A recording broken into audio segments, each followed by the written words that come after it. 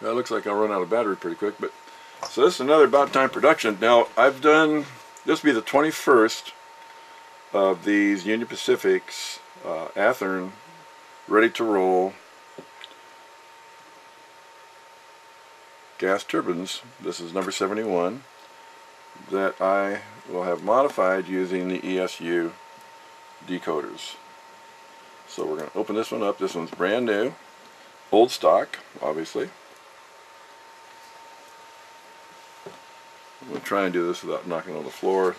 So it's got its instructions, the limited warranty, this on the gas turbine, then the turbine tender.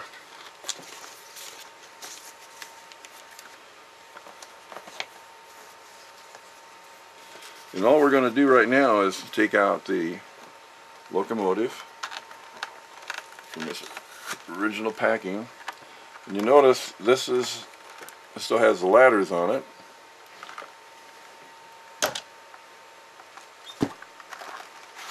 Comes out of its sleeve. Very easy to open. These are fragile, especially this back ladder. I'm going to stick it in here just for a second and put this away and get it out of the way. And what they've been asking is I show them how I do this. And it's going to be a lengthy video, but if you would like to do your own, hopefully this will help you. These ladders right here, I think you can see them, they're quite small. They are incredibly fragile, these guys. You gotta be so careful with them. Most of them come in even brand new, broken. So as you can see, I kind of leave them hanging off the end out here where they're not touching anything. To open this up, there are 4 screws. This will just take a second. If I had more magnetism, it would take less time.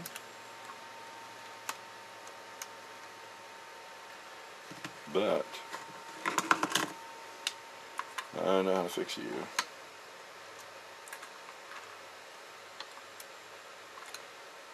And I put these in cups. You know, keep them. I'm going to increase the magnetism on this just by rubbing a magnet across it.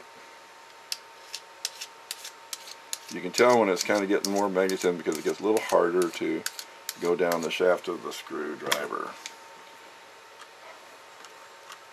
Take this screw out. That's more like it. And we'll get this one here on this side. Now, I have no power on the track, but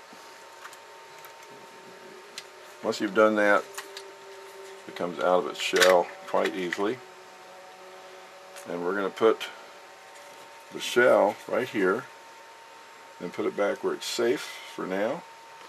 We got a lot of work to do on it later. Now it's time to prep this rascal.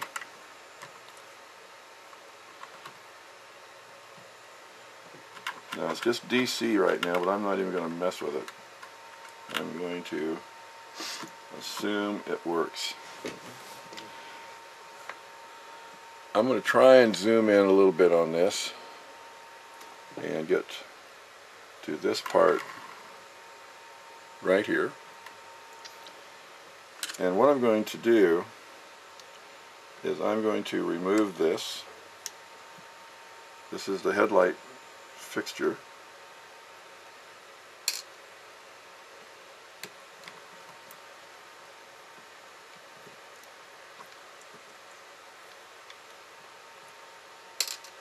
Okay. And I can bend it back, then I can get to this screw holding this forward light board.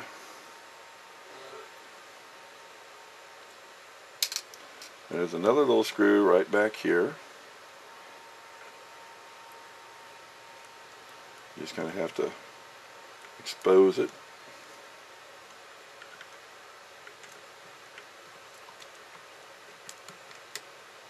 Tweezers probably would have made this a lot quicker.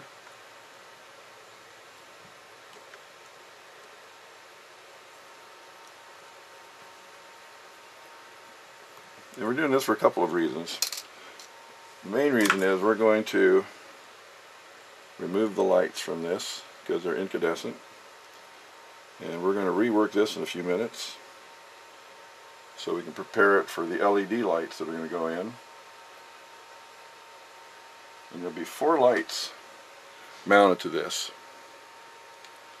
So I take this tape off. It leaves a lot of sticky, but I'm going to reduce all that down to nothing in just a little bit. So I'm going to put this in the cup just for the moment. Now, these incandescent lights are hooking up right back here on these two. Now, this one you can take off, the middle one. It's not a problem. But this one back here, you might want to be a little bit more careful with, because so this takes out half the lights. This is the 1.5 volt. The middle one here, this one here, I think you can see it, hopefully. Maybe we can zoom in a little bit more, get a little bit closer for you. Is it going to focus? Doesn't look like it wants to focus too well, does it? This is the 1.5. This is the functional, the negative. So this is positive common 1.5, and this is a positive common 6 volt. And right now all it has working to it is the 1.5 volt headlights. So once you get those out, now you can just pull them completely out. And they're brand new, so I'll test them later and then put them on eBay if anybody needs them. Another thing you have to do, now I've been leaving these on. I don't use them because I'm going to use the 8-point pin, but I could just cut this off and just get it out of here. But regardless of what you do, you have to unplug this .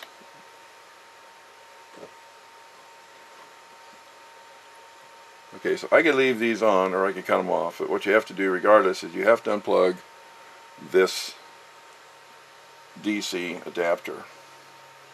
And once it's gone, now you can plug in a decoder to the 9-point, or you can get underneath here.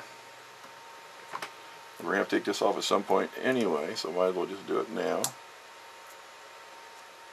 It's really horrible tape. I don't know if you can see it with the light or not, but the 8-pin is right in there. And we're going to leave this plastic shield. That comes in handy later. So I keep these.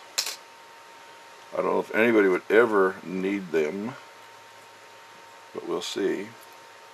When you get back here,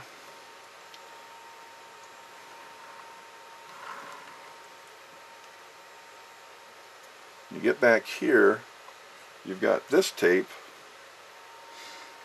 and I could leave it on if I want, but what I have too is, I don't know if you can actually see it, but just on the other side right here, that's a pickup. Then on this side is a pickup, but this guy is kind of in the way. So just to make life simple, I'm going to have to modify it later anyway.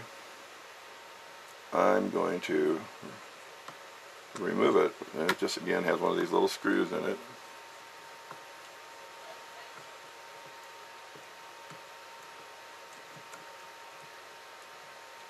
Ta-da! And it just comes off. And here's your backlight. But what I'm going to do with this is I'm going to have to cut this. Let's see if we can get this to focus here. It's kind of tough to see, but I'm going to cut a notch in here and put in a 3-volt yellow glow LED. Okay, I'm going to make this a little bit simpler for myself here just for a second. Okay, so these two wires have other wires hooked to them. So I'm going to turn on the soldering iron, and just to get started I'm going to go ahead and pull these two off, and I'm going to pull off the two motor plastic pins as well, and I'm going to solder the wires, the orange and the blue, which is what they have here instead of orange and gray. I don't like these plug and play things. I don't trust them. So give me a minute, we'll let the soldering iron warm up. Go wet my sponge. And I'm taking a little bit of flux. I'm just going to touch these 4 points I'm going to do right now. So the two engine pickups and these major pickups off the trucks. I'll take my soldering iron, get just a little bit of solder.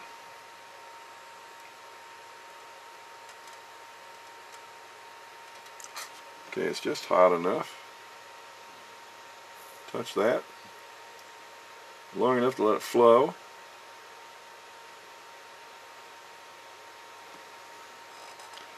Doesn't really seem to be quite hot enough yet. It didn't flow as pretty as I would like.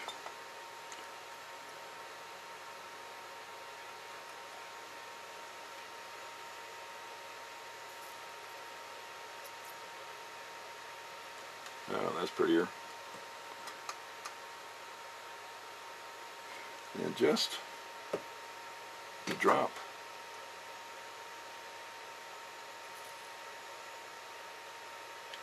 Will do you. And to make sure that you did it,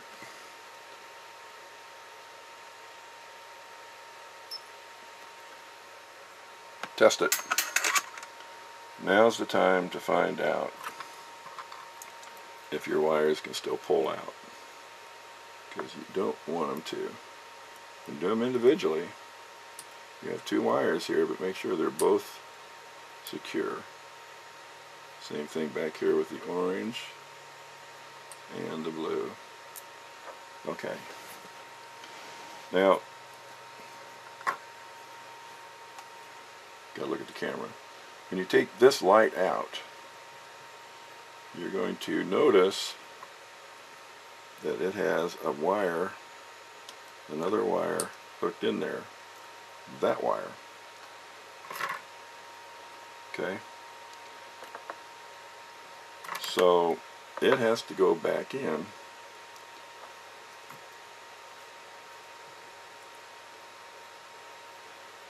And it'll have a blue wire to it going to this rear bulb, which will be, like I said, an LED. And then we want to take this guy off as well. And pull that black wire out, and it will bring that gray wire out with it as well. As you can see. And now we have a good rear. And it does have a resistor in it to take it from 3 to 1.5. Just that simple. So we know where these wires go. Boy, this has a lot of bare wire on it. I don't like that at all. So I'm going to take this guy out. I'll show you what I mean. That is bare wire all the way up to there. Can you see it? That's not good. Not at all. The other one doesn't look much better. So I don't know how they did that, but they did it. So we're going to fix that because I don't want to short. I'm going to sell this, but I don't want someone else later to have to deal with a short. Excuse my head, please. So I'm going to cut these off completely and start them fresh.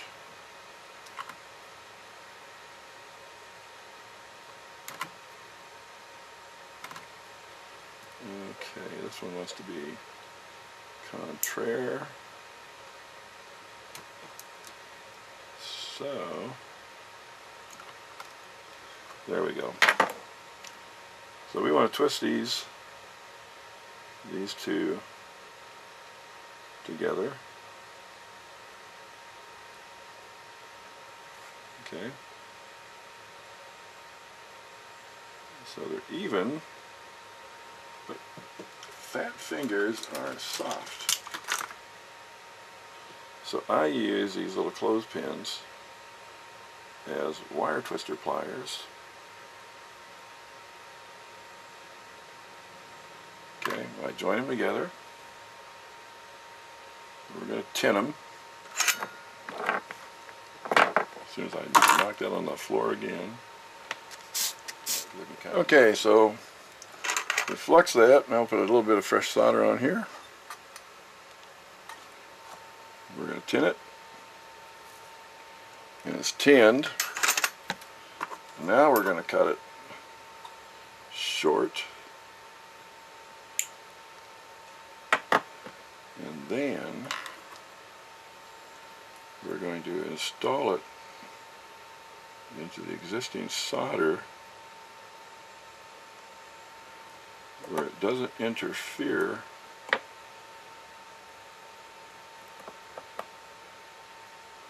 with anything else we have. So a little bit of solder on top of that.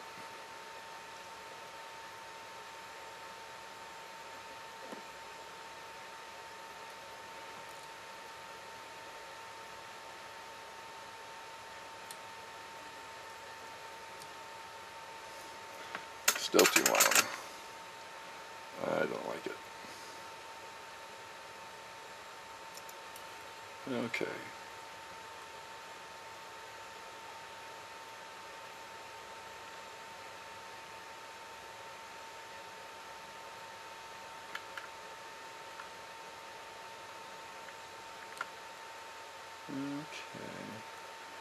What really happened there was it just kind of didn't have it up there as good as I wanted it, I guess. So I'm going to do this.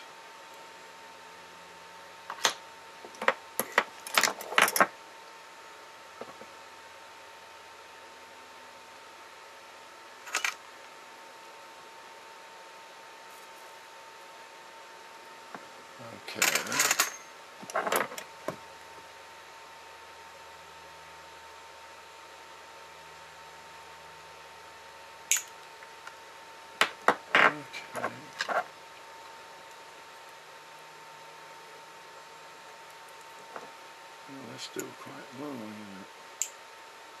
Yeah.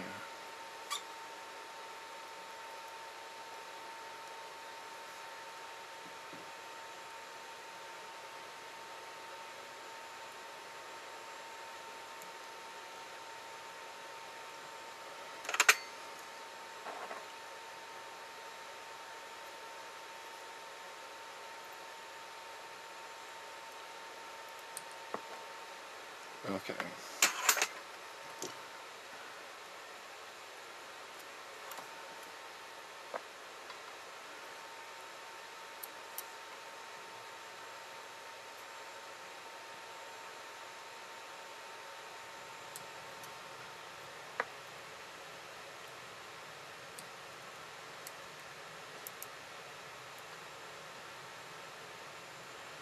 Okay, that takes care of those two. They're out of the way.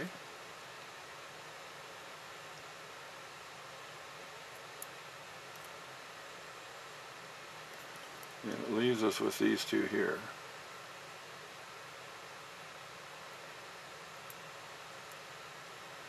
Okay.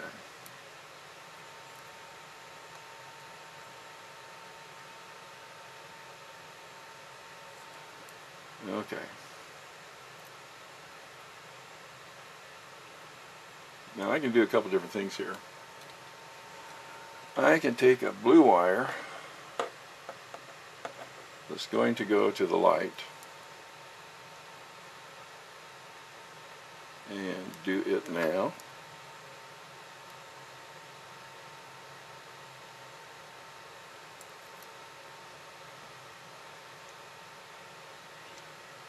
look up every once in a while, see if you can see what I'm doing here.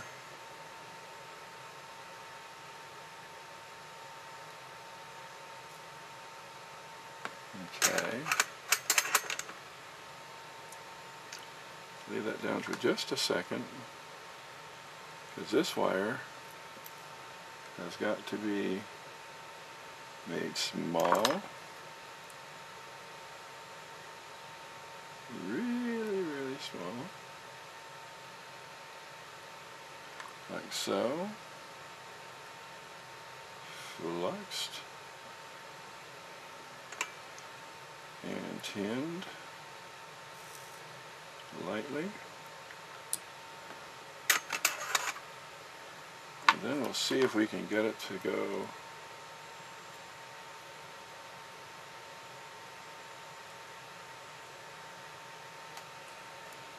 in the hole.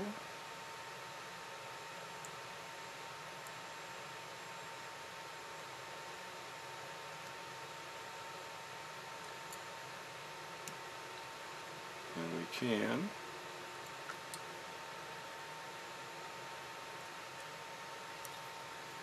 Okay. I don't think we can get both of them in there. But we're going to try.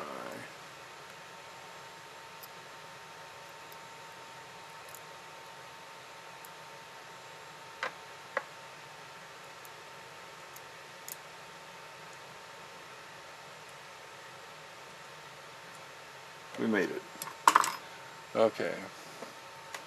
Now we're going to put a little bit of flux right there. And we're going to do like we did on the other side. We're going to get a drop of solder on the point.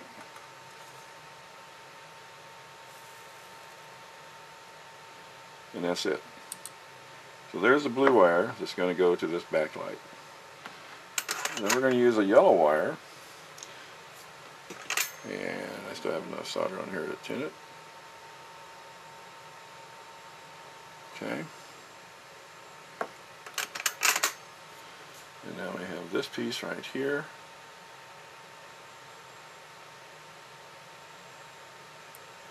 That's been twisted nicely, I do believe. Maybe not.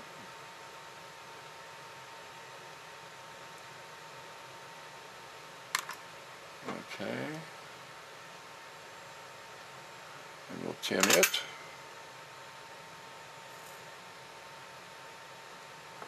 And again, we'll put it down the rabbit hole.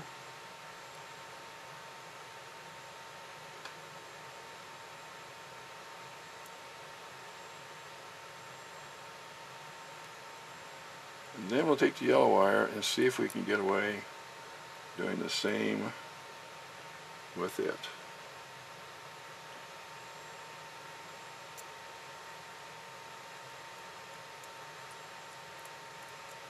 The gray wire did not stay down.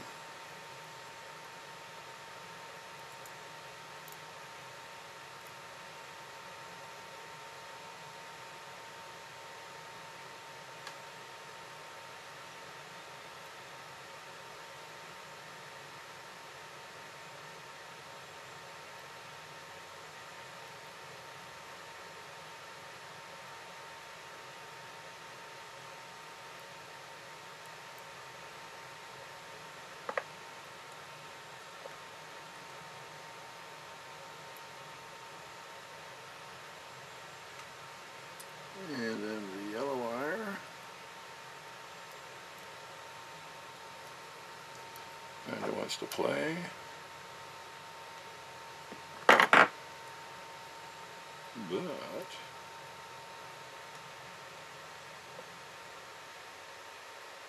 that gray wire doesn't stay in there, so we'll do it this way. And then we'll see if we can get the gray wire to go in. And join the yellow wire. Okay, again, put some flux on there. Get just a little bit on the tip.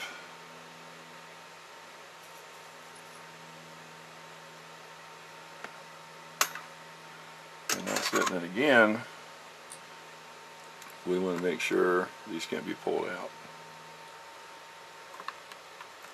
including the 2 gray wires. Okay.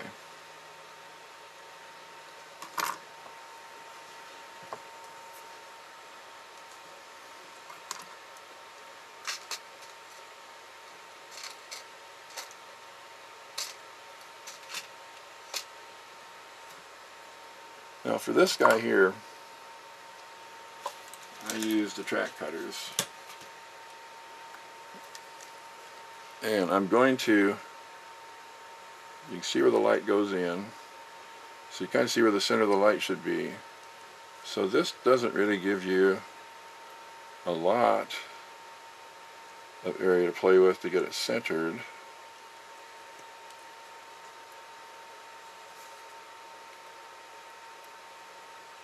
But it gives you just enough. And the light is round. So I take my Dremel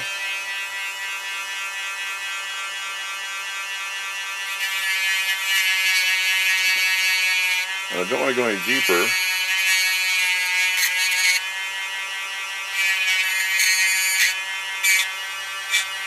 So I just make it round, so the center of the light will be where I want it to be.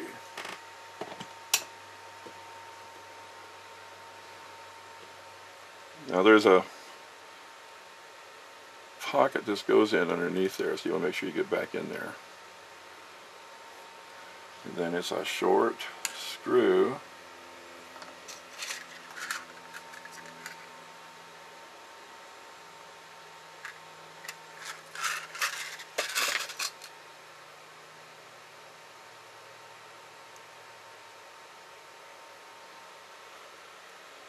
Yeah, got a lot of wire trying to interfere here.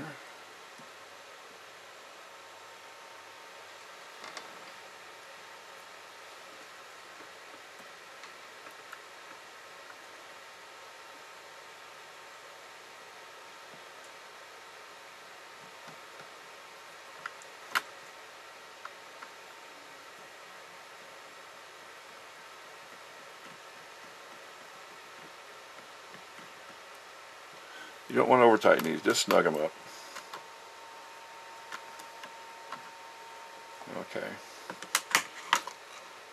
So we'll get to that light later. What we're not doing right now is just trying to get some of the wiring set up. Now, the headlights will go up in the front, obviously. And we're going to use white and blue.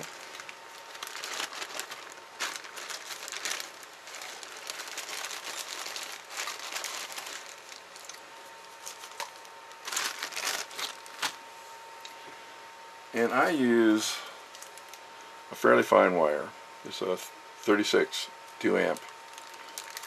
And that's plenty big enough.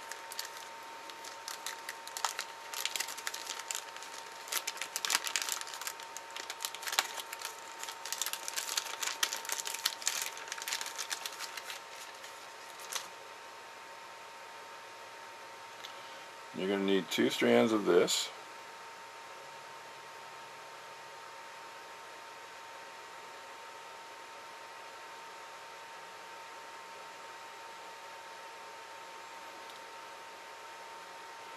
And again, you're going to be going from here to here.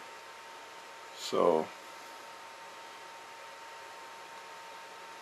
make sure you have enough. And you're going to be putting a resistor in with this. So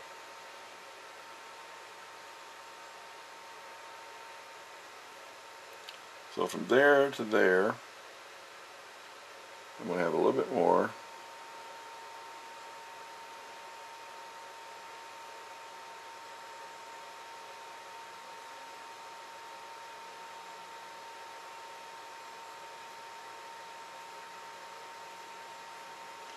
I would rather throw wire away than have to do multiple splices. Okay, so that's plenty long enough.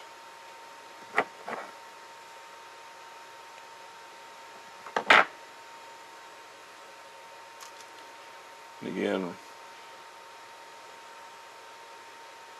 we're going to strip the ends,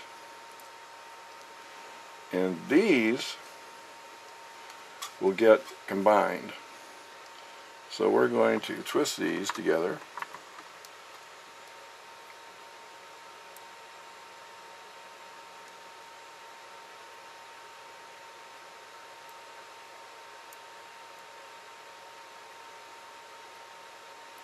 Try and get them as tight as you can, because they got to go through a fairly small hole.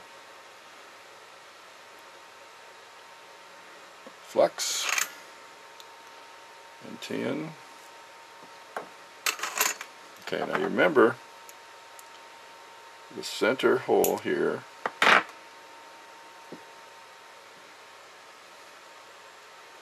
is the functional, the negative. Okay.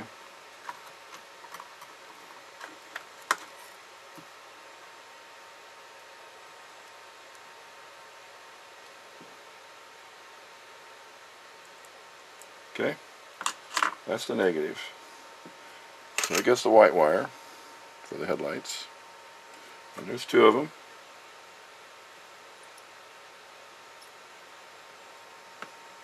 Okay. I'm going to zoom in and let you see that solder joint, I hope.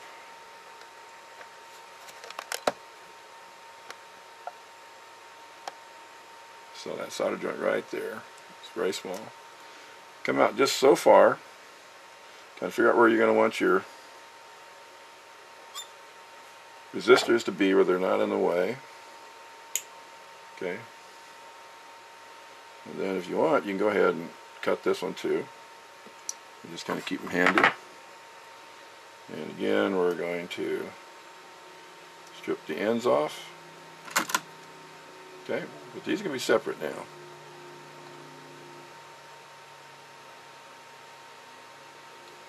They don't have to be long. And we're going to use a 300 ohm resistor. I don't know if you can read it or not.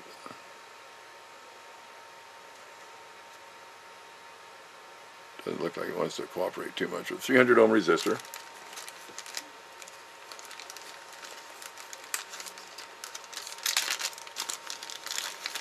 And we need 4 of them, because we have to, well, you know what, I might sit on that, because I'm going to use some new micro LEDs, and they are so incredibly bright for the classification lights. I may go ahead and up that to like a 470 to kind of calm them down a little bit. So before you can do much with this at all,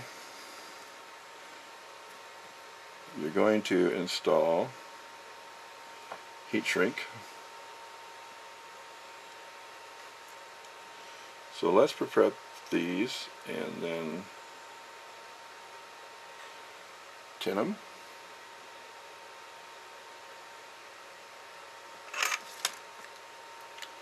Got enough solder yet? Okay. Okay. Plugged it all in. New card, so shouldn't have very many more interruptions here. So I've shortened the wire on the resistor, this 300 ohm resistor, and then I put on a little bit of flux.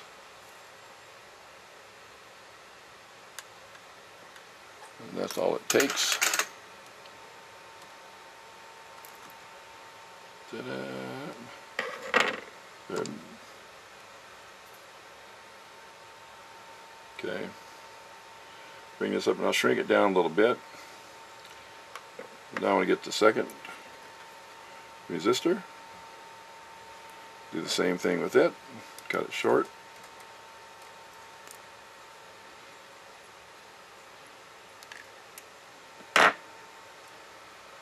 Flux. I'm going to cut this a little bit shorter. Flux.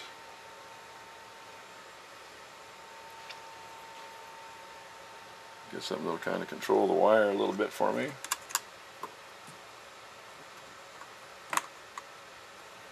Okie dokies. Make sure I got enough solder. Yeah, I sure have enough flux. More flux than I needed, so I am going to wipe some of that off. Okay. Same thing, bring up the shrink. Now we can take these two wires, the other ends, and bring them up to the end. Length isn't really that critical, but it just makes it easier to do two at one time here, so almost. Strip them down. Same thing, let's go ahead and tighten them up a little bit with this handy dandy makeshift wire twisting pliers. Flux.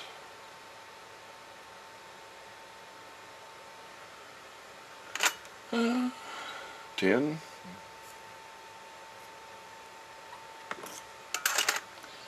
Don't need to be that long.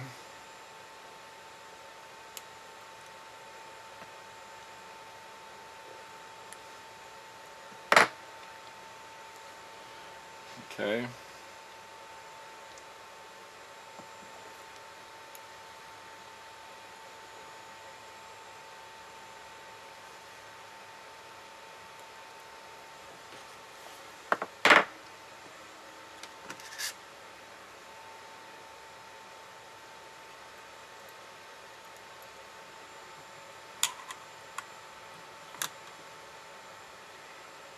Little flux.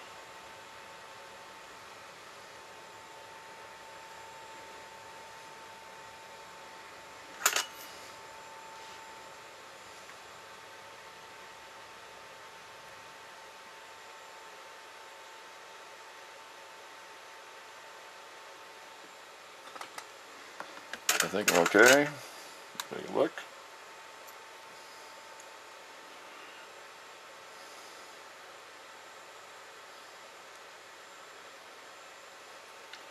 I don't like it.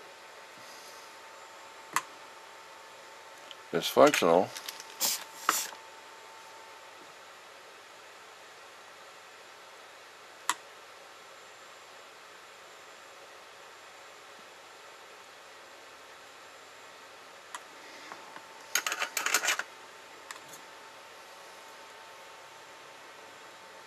That's a lot better.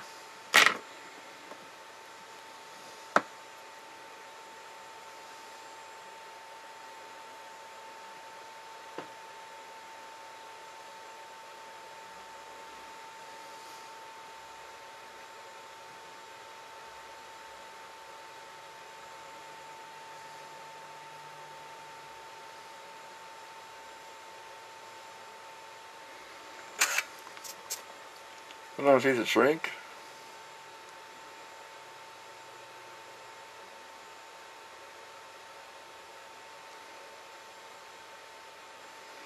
Just snug.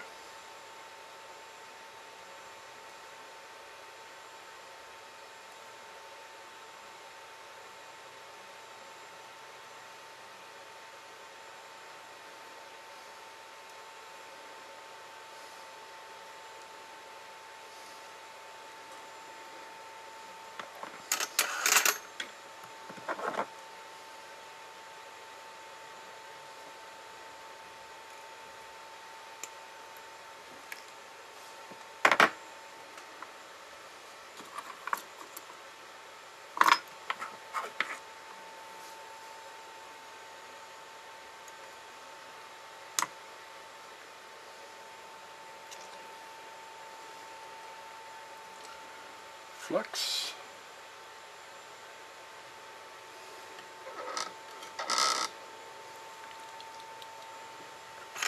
Get the light to get on a little bit different so I can see it a little bit easier.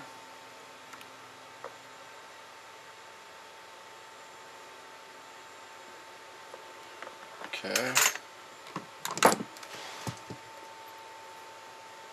I stab my foot. I need one more piece of shrink.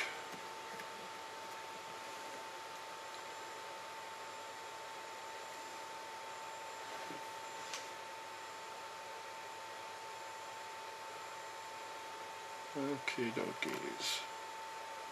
And on it goes. And on it goes. And again, clean the... And just kind of try and get it around where you soldered it to get a hold a little bit.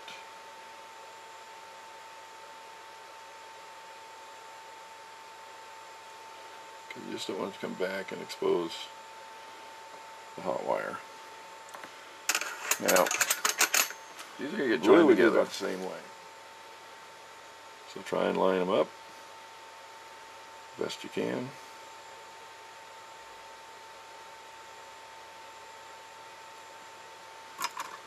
Again, this 2.5 cent wire twister pliers.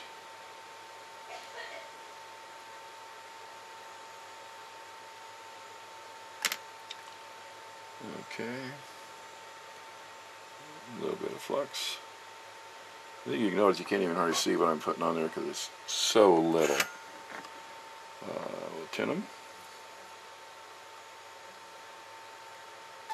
Solder will help. Does not need to be that long. So we're going to shorten it. Get the white wire out of the way.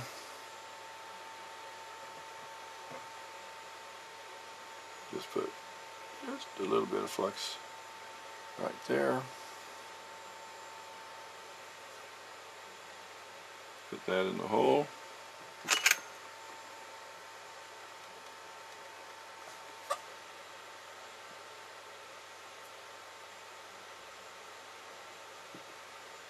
And that's it.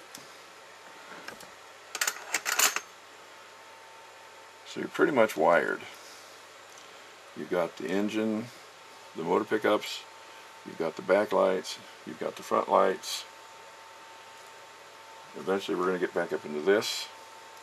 This is also removed to get the speaker put in, and so that'll probably be the next step. So let me get some parts and then we'll look at how we do the speakers. Okay, speakers you can get as creative as you want, really. I'm going to try and adjust this down a little bit. This speaker can fit back in here, but these tabs have to be cut off, so cutting tabs off is no problem. I'm not sure I've ever found one where I needed the tabs anyway. So I cut them off, and this speaker can literally fit right in here. I've got some wires I've got to be careful of, but it would fit. But it's a little tight. I can also use one of these Digitrax speakers. Now, I tried the bigger ones, but they don't work too well. But this is a little bit smaller. It has really good sound quality. It really does. But it could be better. The bigger ones, if I want to use those, I have to really get creative. And I have to basically trim them, cut them, do a lot of things with them. The front speaker, I can take a 28mm speaker, 8 ohm, 2 watt in this case, 8 ohm, 1 watt in this case, and I can buy the things I need for it. I'm going to put the light back up so we can see what we're doing here. I can buy them already made, or I can get these kits and use pieces out of them like I have on this one to make this ring. And then on this one I took a piece of thick plastic and cut it to shape and installed it, and it'll fit right here and it won't interfere with anything. It'll be fine. It may interfere a little bit with the corners inside the shell, but it's not a big thing. But the neat thing is, it will work up here. It's just the perfect size. And it fits. And this goes down tight. It's protected with the tape. There's nothing here that can short out. And that'll work. Or I can go ahead and solder the wires onto this and put this one in this way and put it up there, and it'll fit. So options, options, options.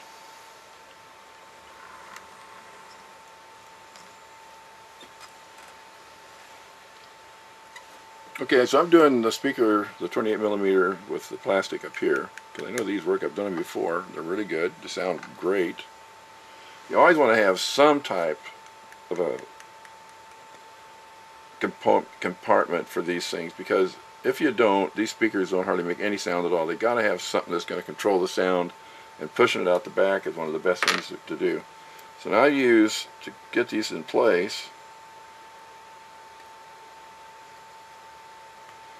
I use this Canopy glue. And the reason I like it is if I have to replace it, if I have to replace a speaker, if I use some glue that really sticks hard, I'm going to have a problem. But this stuff you can use debonder and take it right back off again. So here's why this was left open for now. And it just takes a little dab here, here, here, and here. And that's all it takes. Close it up and then just get rid of the excess if you like.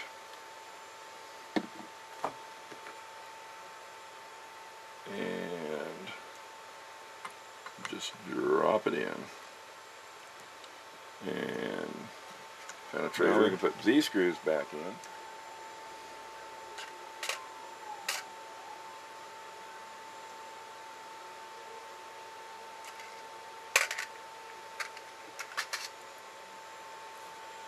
Okay.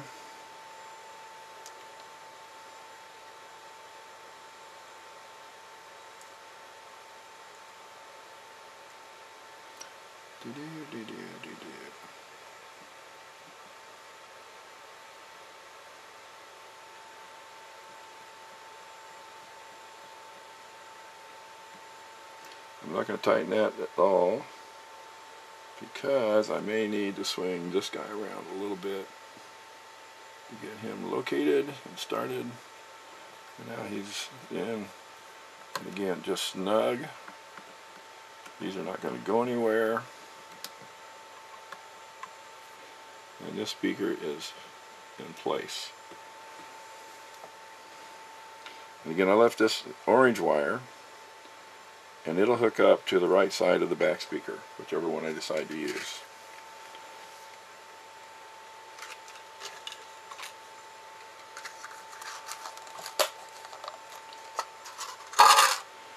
So, we'll come back to that in just a second too. Okay, I've decided to use one of these MRCs, like a 22mm, 8 ohm 1 watt. They do have good sound to them. What I don't like is they're small, so they don't really cover up this hole back here with all these holes, and I don't want the sound coming out underneath it. I want the sound to come out where the jet exhaust is for the turbine. And so what I did was I took a piece of clear plastic. It's packing material from some speakers. It's, oh, I don't know, maybe a millimeter thick or close to it, 3/4 of a millimeter.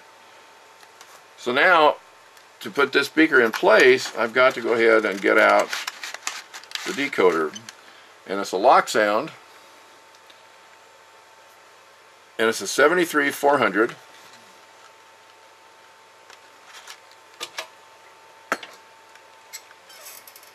And then the sound they put in it is the 75-403. And I get these from Mountain Hobbies. They're really nice people to deal with. They program them for me because I am just not computer savvy. I don't like computers. Okay. To the junk pile. Now I usually test these. So I'm going to probably stop what I'm doing and go ahead and test this decoder, make sure it's okay. before I try and do anything with it. I got to be careful. Some of these wires basically are for the aux 1, 2, and 3. These brown ones are for the speakers, but you got these wires back here, which is 2 and 3, and then 1 is up front. So I'm going to go ahead and turn it off for a minute. I'm going to go ahead and test this, and then we'll get back to it.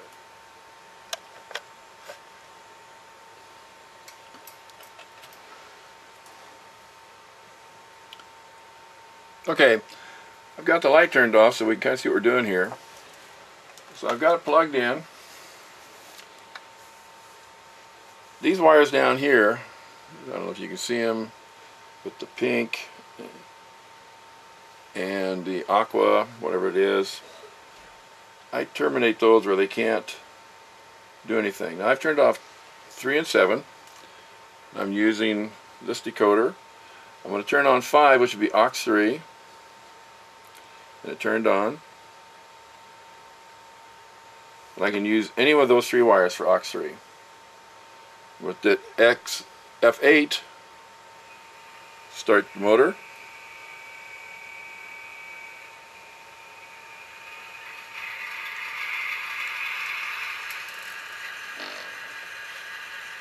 I'm going to change it to forward. And just watch this light right here. As it goes in forward, it'll flicker. There it goes. I think you can see it.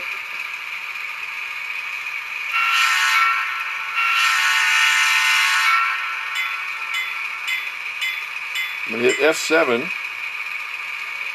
which will start the wheel squeal.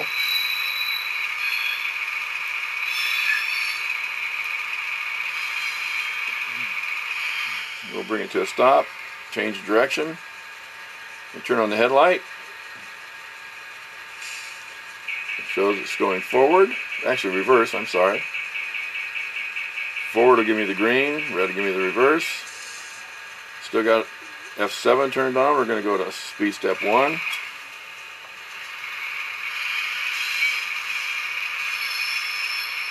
So the decoder is functioning great.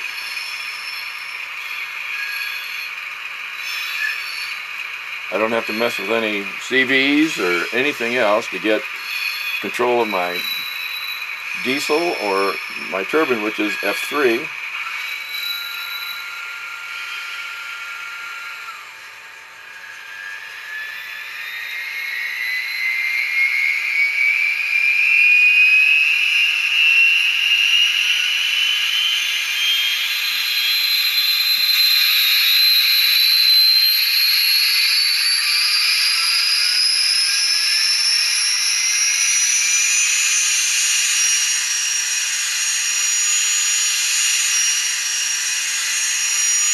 And I'll hit F3 and turn it off.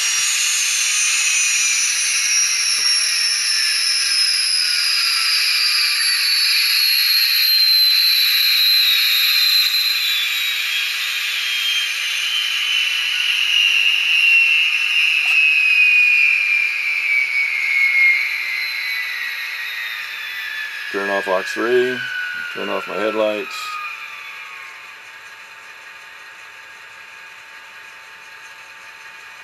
And I can turn off the diesel. So I like this decoder. Everything I need is right there.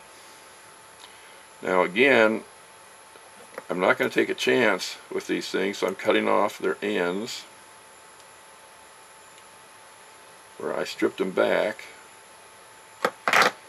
and I am stretching the insulation over them wherever I am. That was a yakety yak. Same way, if this should happen to touch, any of these aux cables should happen to touch the track or a hot pin, it will blow your $85 decoder. And I know because I did it. So, the only reason I went to all this trouble was because I want to solder on a speaker wire. And I'm going to bring this orange wire up to this, it's already done, and that makes my speakers in series, and what I do off the decoder, it doesn't matter.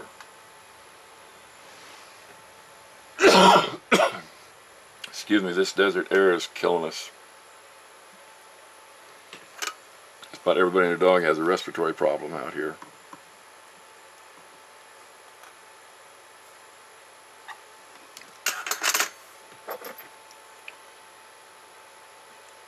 So this is kind of a non-event, as you can see.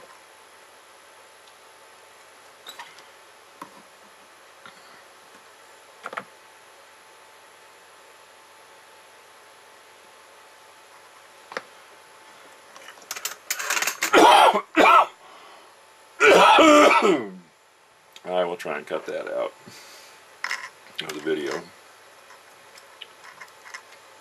Just run this back through.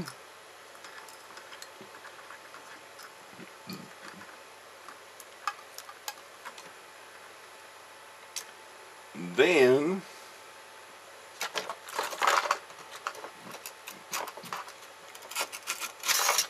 I don't know how clean this is, but we're going to rough it up a little bit and put a little bit of Canopy glue on it.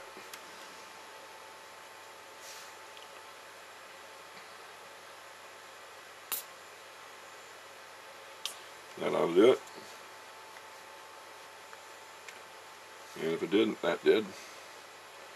Kind of move it around a little bit here.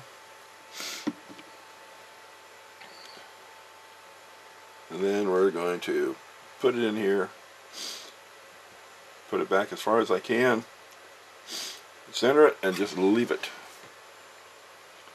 It'll try and move around a little bit. Gravity has that effect on things. Looks like I'm dragging everything with the Locomotive. The front speakers had a lot of time to set really up pretty good, and that plastic piece.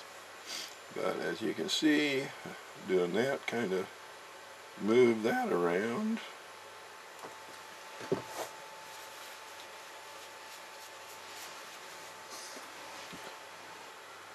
So we're going to let it sit. It's pretty well squared. The shell will fit over it with no problem at all. Let that sit for a while, and then we'll come back and take the next step.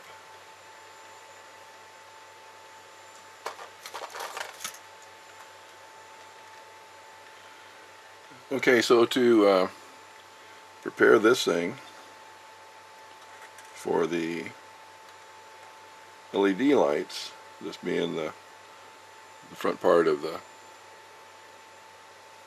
headlight assembly, you see there's the bulb went right in this top part. I hope you can see it, but we're going to cut it down to the second part.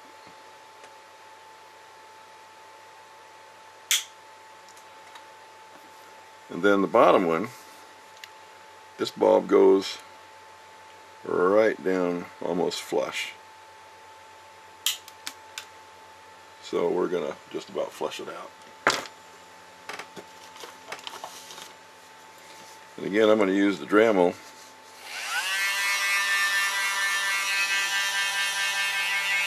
to get it down where it's really close to being flush.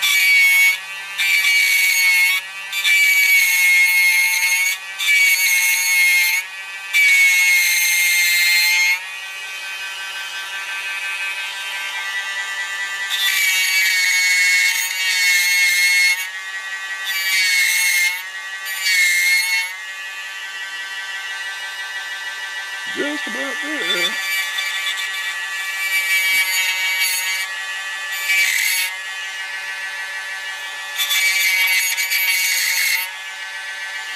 Okay, then this part here, I just try and round it just a little bit.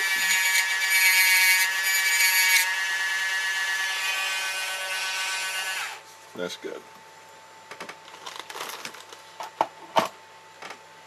And that prepares this part, except for it's still got some adhesive on it. So we're going to wipe it off as best we can.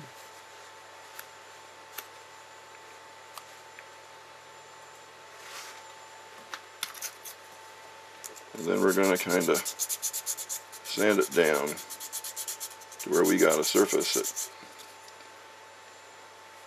we can get things to adhere to.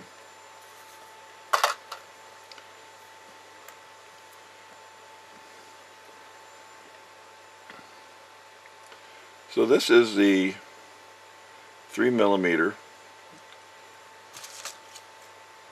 Minitronics Yellow Glow. I was looking for the other bulbs that I have. I guess I used the last one because I cannot find them anywhere, but I will substitute a different bulb this time. So typically I will have these soldered on to their wires.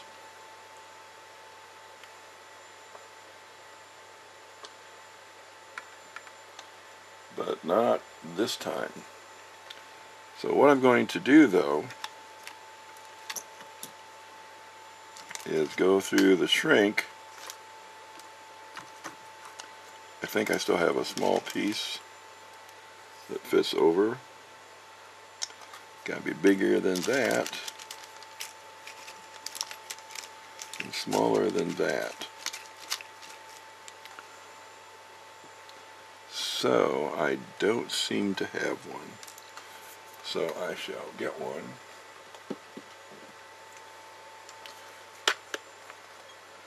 I go through an awful lot of shrink.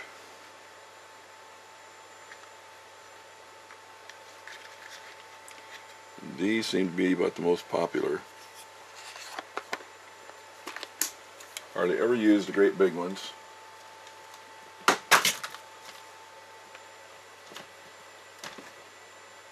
Okay. It doesn't have to go very far. Don't want it to go very far.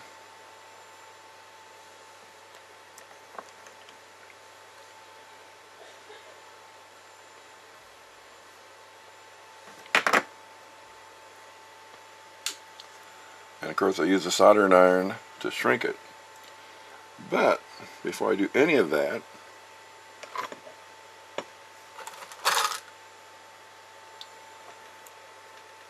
I want to fix it where it will stand up on its little counter there. So I'll bend it.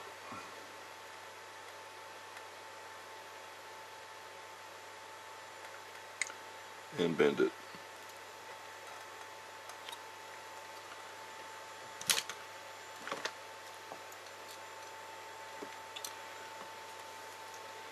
And that should get it to sit up on this surface. See if you can see it.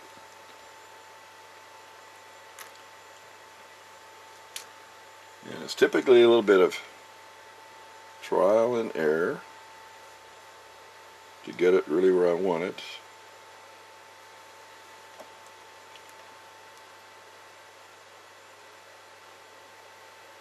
And that's about it right there.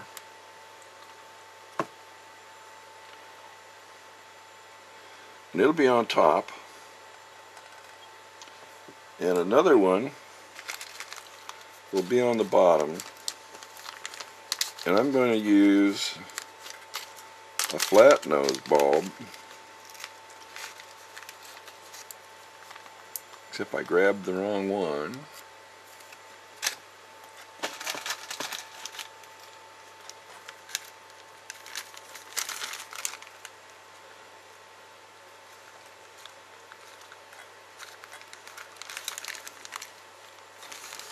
This has a little bit of yellow to it, not much.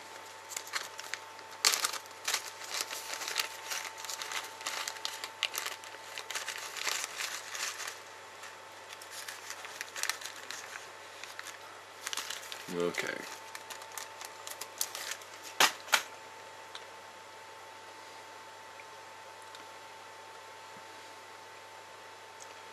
But it will sit flush right here on the bottom. So it won't get bent anywhere near as much. Get as close up as I can.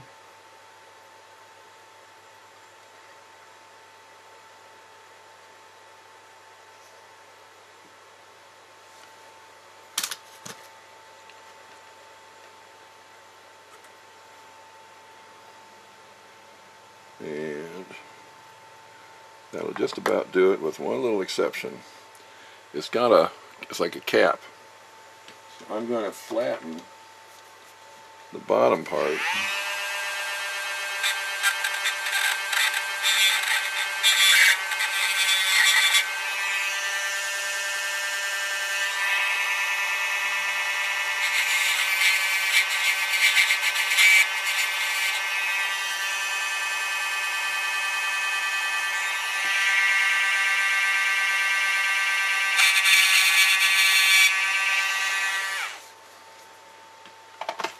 Doesn't hurt the bulb, but it lets it fly flat, which is what it has to do. Okay, and these two will stay close together. And it too will need a piece of shrink.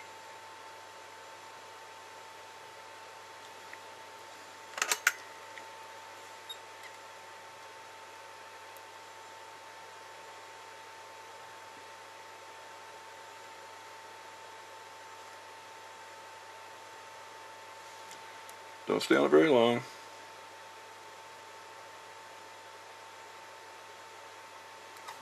Okay. And that just keeps it from sending the light out to the sides. We'll do the same thing with this guy.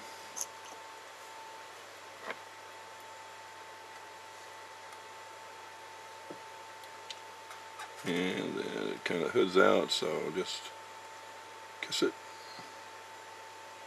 a little bit. That should be enough. And I don't mess with the back because I'm going to probably be putting some shrink on the tubes as they come in too. So this one, like I said, goes on top. And it should fit right in that little groove we made within that thing.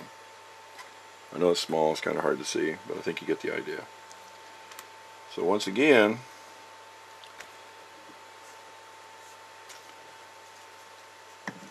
I'm going to use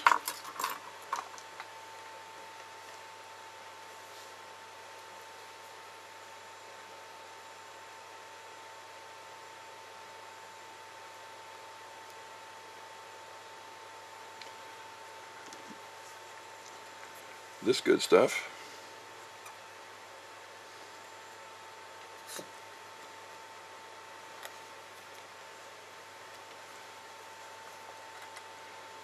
And I don't use much to start.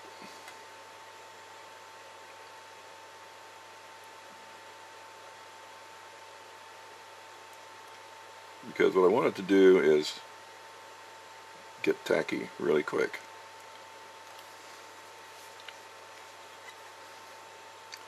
Really quick. Because I found it really difficult to just hold the bulbs on.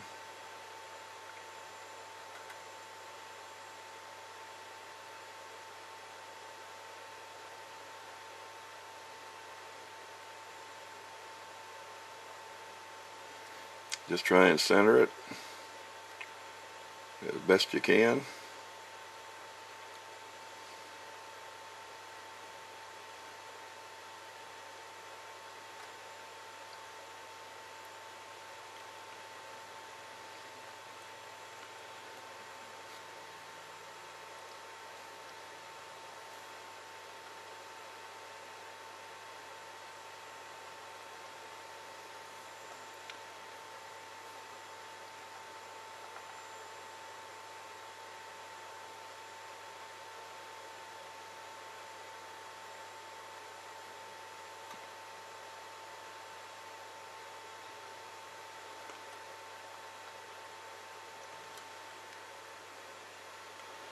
So it looks like that.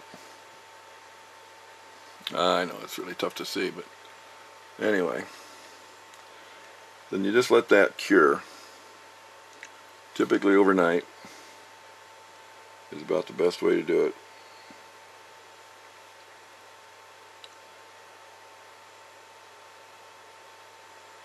Again, try and make sure it's centered. And then leave it alone. I put it in a vise and let it set. Now the backlight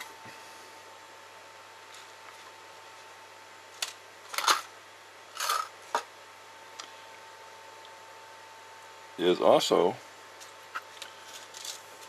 I'll use a yellow glow.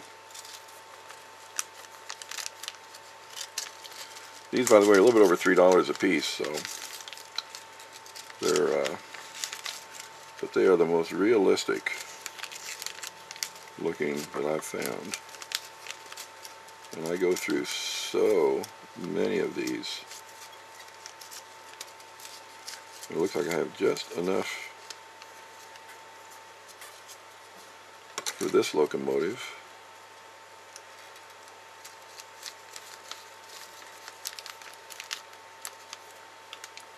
Actually, I've got 3 left in this. They come 10, and it's a little over. Oh, good God, how much do I have to spend for these suckers? So I can either use this, or because it is the backlight, I can also use one of these bright whites. So I think I'm going to use a bright white for this guy.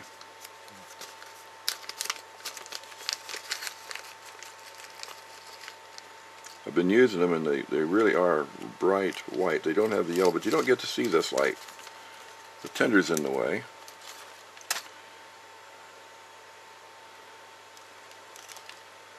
So this guy, he gets a shield as well, but doesn't have to be very long.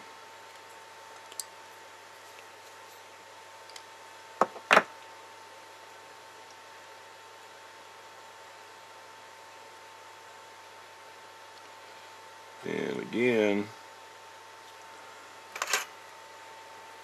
we're just going to shrink it down to, I usually burn my fingers doing this, but so far this time I've been doing alright. Now you can leave it ballooned if you want, and you can leave it open in the back.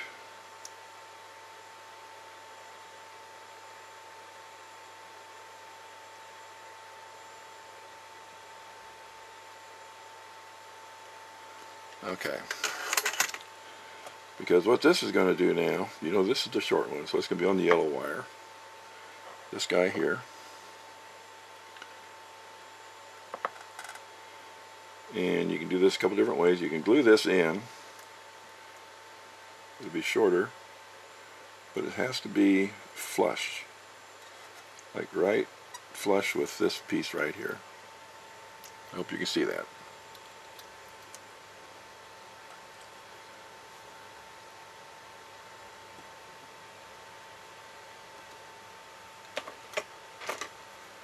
So I'm going to trim this down.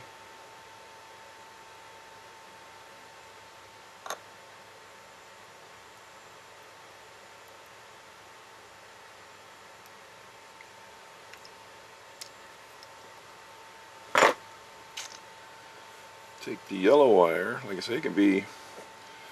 You can always wind it up and get it out of the way, so it's not a big thing. So we're going to strip off a little bit off the end. Just a little. I'm sure I'm going to shorten this because I think you gotta have the idea on how I do the soldering.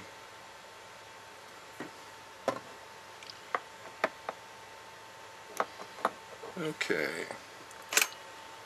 let's add a little solder.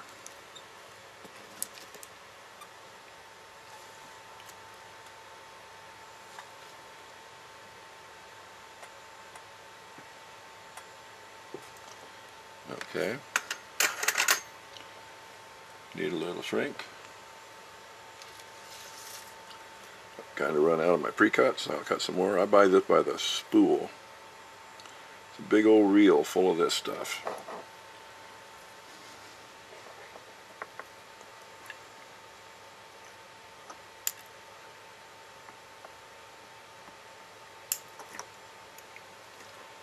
That'll keep me going for a couple minutes.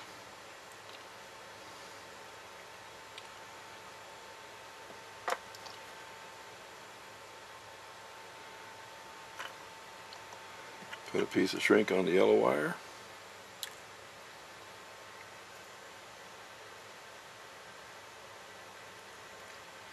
And get it up out of the way.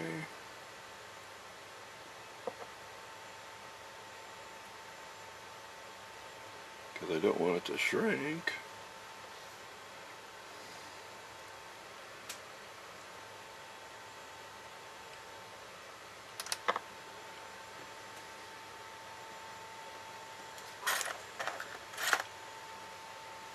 Oh, there you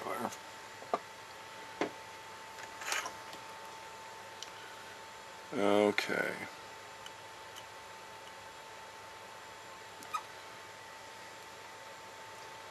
I want to do this really quick.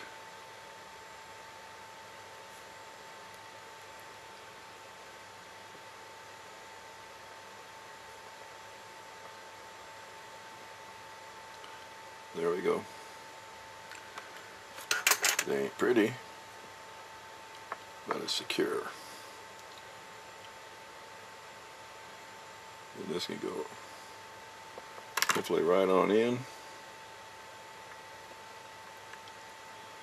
Doesn't want to, but it's going to.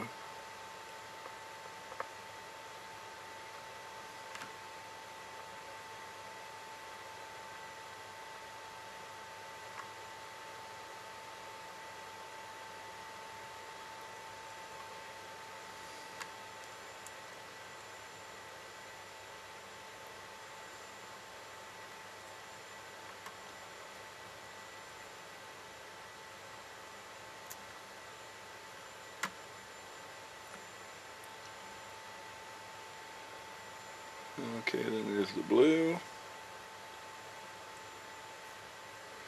Do the same thing with him.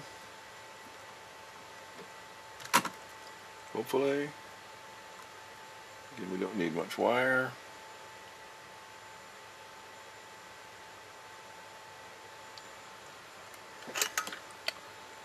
A little bit of solder.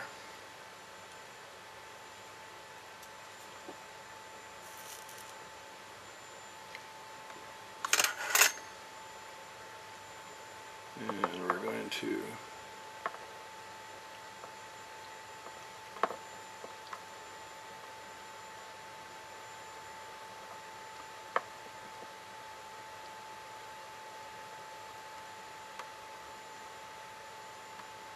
get in there, baby.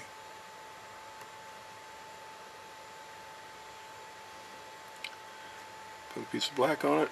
Doesn't really matter, but that's the color it should be.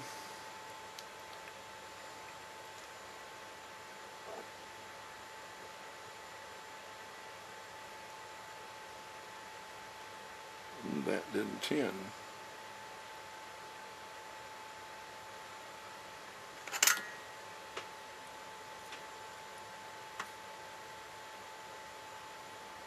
Now it did. Put some shrink on it.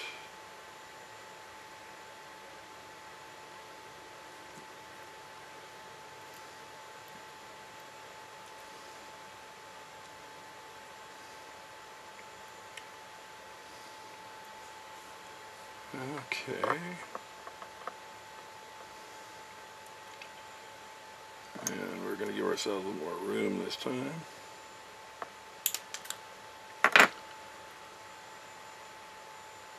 A little bit of gobbledygook. And just a little bit more solder.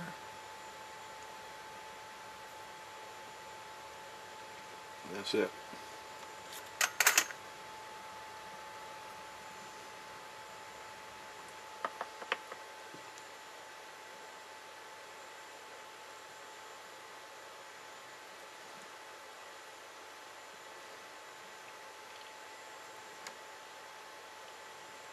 Okay. Then we're going to figure out how to get this wire to hold this in place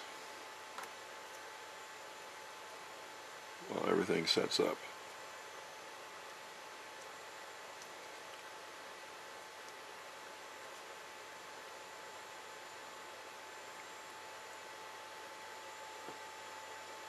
This wire is kind of fine, so it really doesn't want to do much.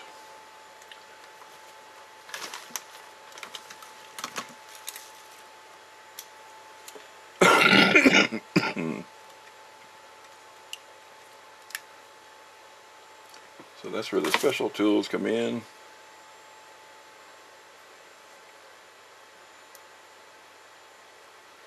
Let's see if we can get one of them to work.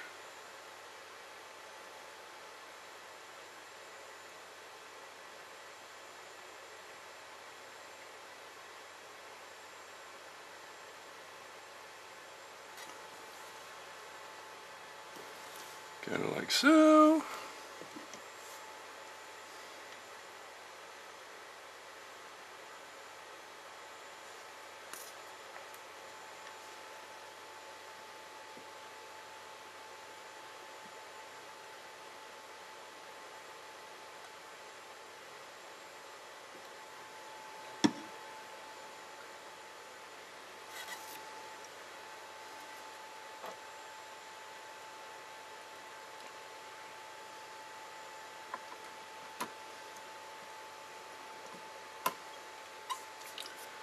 Okay, that might hold.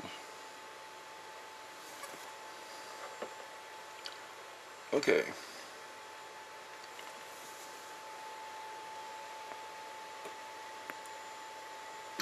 Looks good.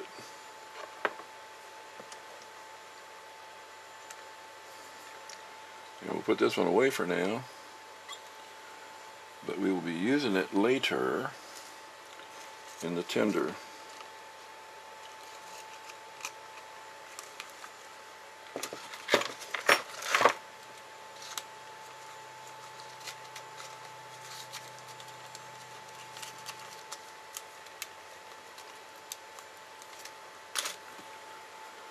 Okay, I don't know if you can see these or not. They are so, they're actually huge. These are, compared to the other ones. But they're going to go up here as well. And then you want to have the resistor come way back. So I'm going to cut this off and put it right there where I'll never see it again. Now these are so small and they're just kind of like varnish coated. So as you strip them, what you're looking for is the varnish. I doubt you can see it, but it's on there. And that's the only really way that I can tell that I got it.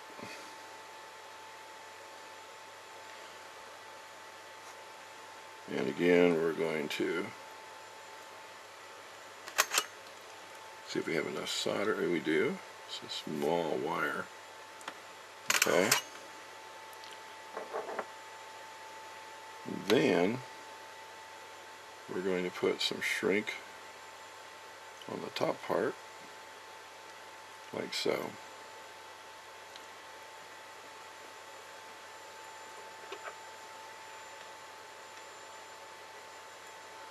Okay.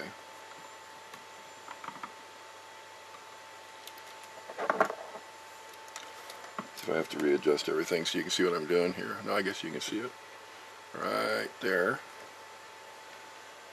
Then I'm going to use 470 ohm resistors, and they're small.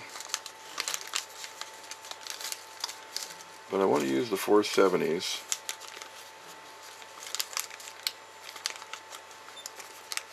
Even though they don't want to be used, obviously.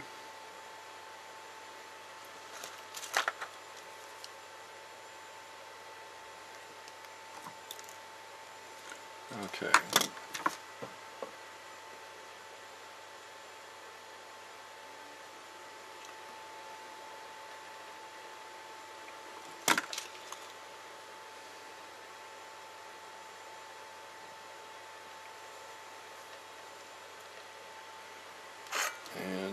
just enough solder.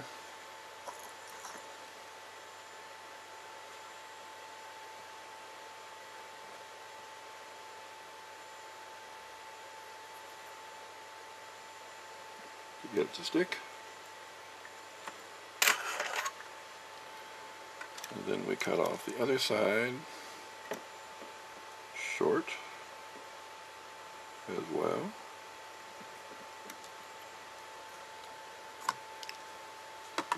I keep track of those wires because if they get on the floor I end up with them in my feet, and that's not good. Now we're going to protect the resistor. And we're going to see if we can find our wire. Here you are. And again, we're going to strip off just enough. Keep taking my glasses off and I got to keep putting them back on again to make a connection. And there's my little, I really doubt you can see it, but it's there. I get rid of it to make sure I don't fool myself the next time. Okie dokies.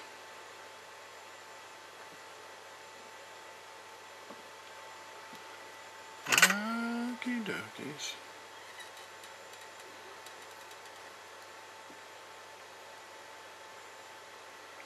There we go.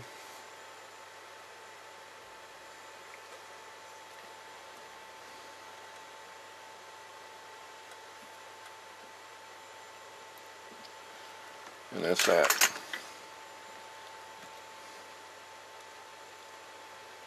I may have a problem with that one. Let's see. Be very careful with these. These like to break off. They can be resoldered back on if you're really good at it.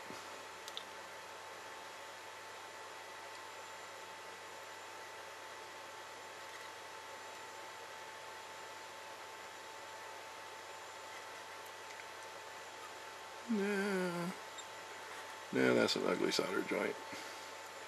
I don't care what you say. That one's not much better, but it'll work. But this one's too fat.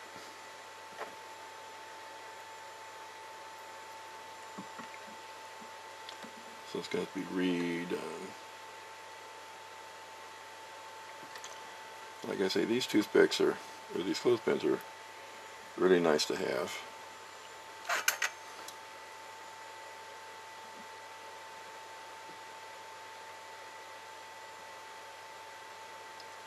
Okay, mucho better.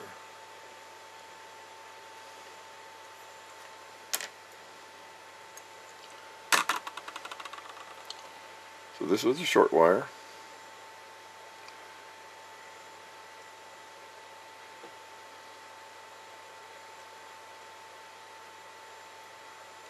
And then this side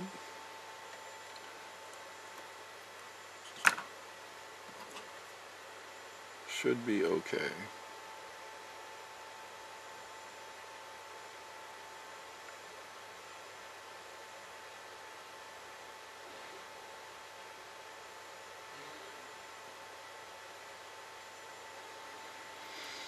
Okay. And then it's time to shrink a little. Shrink a little, shrink.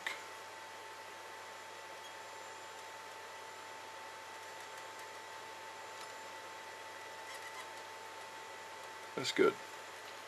So there's one. Then I'll prepare the second one. Same way. And we'll come back later. Okay, so this is the light fixture. I think you can see what I've done here. I let the canopy glue get real tacky, and then I just put them in place. Then I'm going to let them set overnight. Then I'll put some more on tomorrow morning, I guess I should say it's late at night, and let that cure, and then they'll be pretty solid. Then I'm still careful with them. But that's what this fixture looks like once it's done. And then I'll be cutting the leads of the lights off.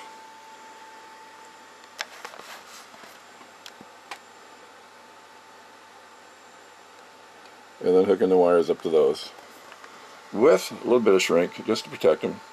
But typically they're not near each other. They're going to be sitting up front where nothing else is. They sit right up here, right in this spot right here, so they'll be fine. So this is what we look like right now. And I'm still debating on whether I want to just go ahead and cut this off and get rid of it, because it just takes up a lot of space back here and it's kind of hard to get this put together as it is. This thing is set, this backlight.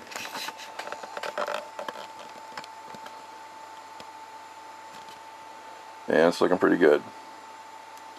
So we'll take this back up again in the morning.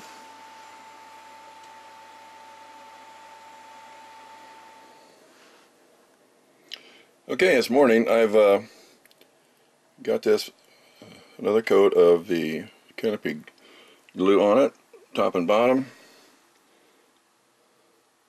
As you can see, it's pretty well centered. I'm going to go ahead and install it right up here, and then actually it's solid enough. What I will be doing though is cutting off the leads to the lights, cutting them shorter. Don't need to be that long. And it's set up where the short ones are going to be on the left and the long ones on the right, so that means I'll have the functionals on the left and the positive common on the right. So okay, so all these wires are hooked up. I got the shrink up. This is the short green wire for the speaker, and it's been hooked up to one of the brown wires coming off the decoder, off this end. The other brown wire, as you recall, already went to the speaker on this side, so that closes that circuit up. These two have been joined together, and then I hooked them up to, I guess, what is the purple, I suppose, off this side of the decoder. It's aux 3. It will work. The other two, which are right here, the pink and the aqua, whatever, they're aux 3. I will cut them shorter, and then I will do the same with them. I cut off this plug just to get it out of the way. I should have probably done that on every one of them. And then what I've done is I've capped them with the Canopy cement, and then I've installed the 8-point plug inside. The white wires coming off the headlights, I hooked them together, but then I should say the common wires coming off of the headlights, these guys here, these two silver guys, I join them together, then I hook them, and then they basically end up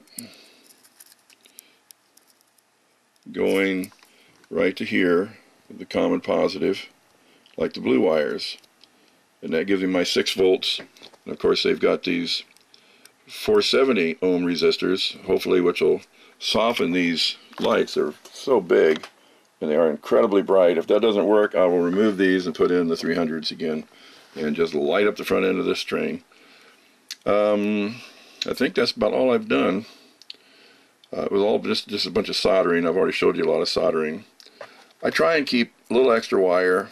It's not that hard to bundle it up a little bit. This wire just seems to be a little bit longer than the average, but it'll still bundle.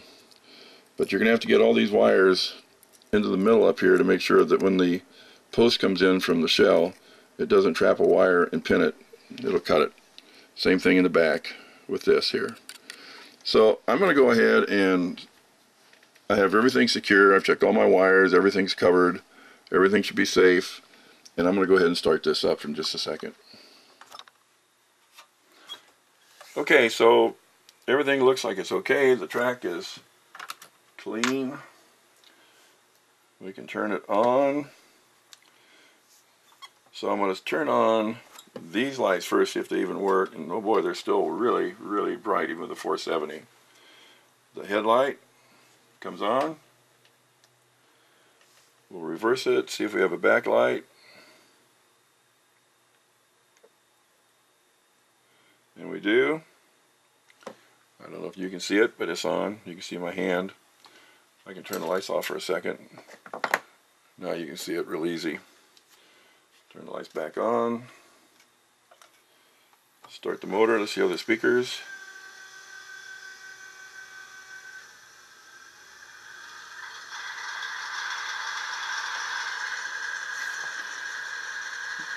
Now you're not getting the stereo effect, but I'm hearing both speakers, left ear and right ear. The horn is basically coming from the front because the bigger speaker and the sound and the range of that speaker. The bell is almost totally in the front.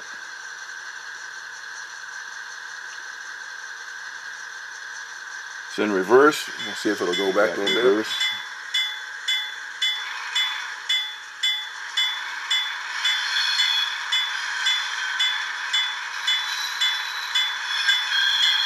Yeah, that's what it was. Okay. My bad.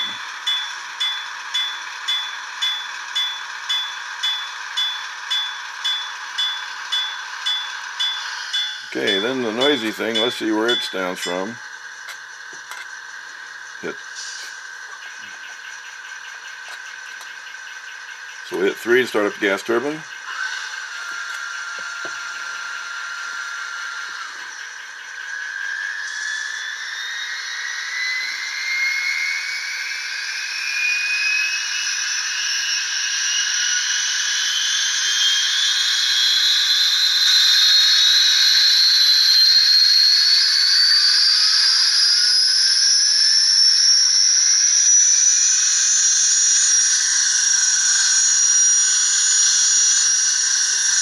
The sound's going to come right out of the, where I want it to come out of, the exhaust for the gas turbine. And like I said, I closed off the sound going underneath it, totally. So I get all the sound coming right out of the gas turbine vent, which is what I exactly what I want. It's really cool the way it sounds. Now, I'm going to remind everybody that for whatever reason, this decoder in the aux, here's aux 5, or aux 1 in this case, you want to turn on F5 before you do anything else, so these will stay on. If you don't, and you turn it on after you get the gas turbine and the diesel running, you may have a problem. It may just turn off as it's backing up. It just kind of becomes indiscreet. So always turn on F5 before you turn anything else on, and you'll have your classification lights and your number board lights on constantly, no matter what direction you're going. So, I'm going to shut her down.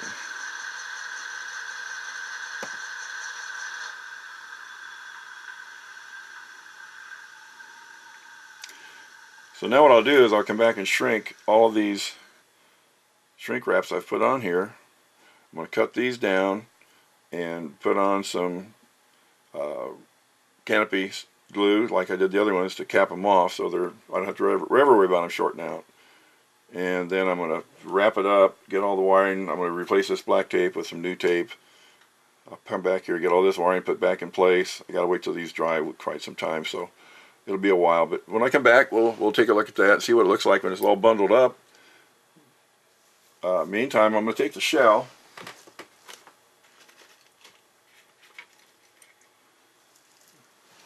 and I'm going to remove this part right here.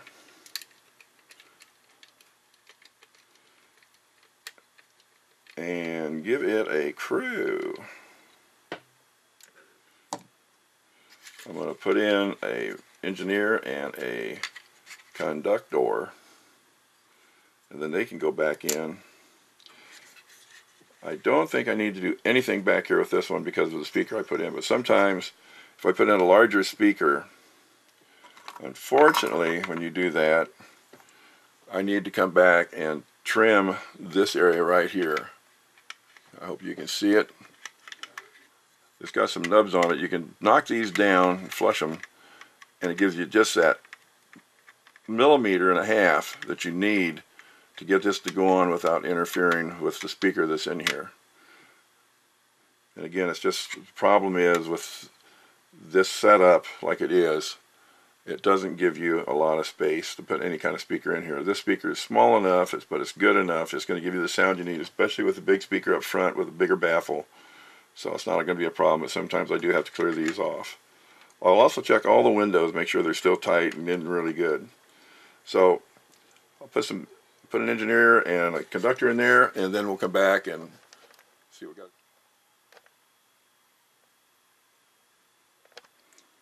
Okay, I've got all the wires back where they belong. These two white dots here, that's the pink and what I call aqua, whatever it is, turquoise I guess it is. Pink and turquoise for aux 2 and 3 I believe it is. And I've terminated them and just glued them down to the plastic here. I've put red tape on. It stays better, it's more expensive tape, and it's prettier. I've got all these wires either twisted up to get slack out. These wires back here will be fine. Everything's in. I've got the engineer and the conductor in. See if you can see them. Probably not. When you put the shell back on, you want to be careful as you go over a lot of these things. Just kind of take your time, finesse it. The tape, pick it up and make sure, look in the holes and make sure you don't see a piece of wire blocking where the screw's going to go. And then you got to finesse it a little bit to get this front end to come back, to get it down all the way. Watch where you squeeze, and it should snap right in place.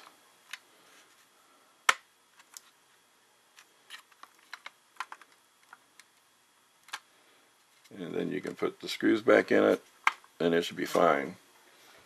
So let's do that, and again we're going to be careful with these steps back here. Hope you can see what I was doing. I'm not paying attention half the time. So let's back up a little bit.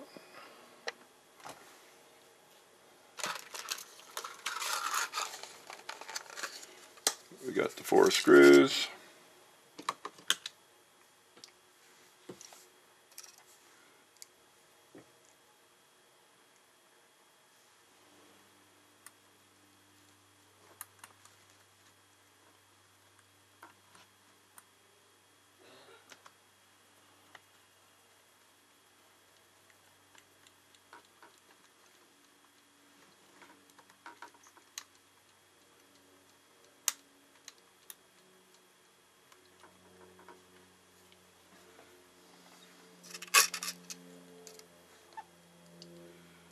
I like to do the corners because the back one acts like it's lifted. Okay, we're all back together. The reason the shell didn't want to go on is because they have those pins and they have those little holes. I just had to keep finessing and finessing until I finally got them to fit in. I've never had that much of a problem with one of these before, so this was kind of a son of a gun. But, so let's turn on 5. I guess what I should do is turn this around. So, okay. Or better yet, we'll just take the camera. We can see the classification lights are on. And it seems to want to move. It's in forward. Let's turn the headlight on. Let's start the diesel.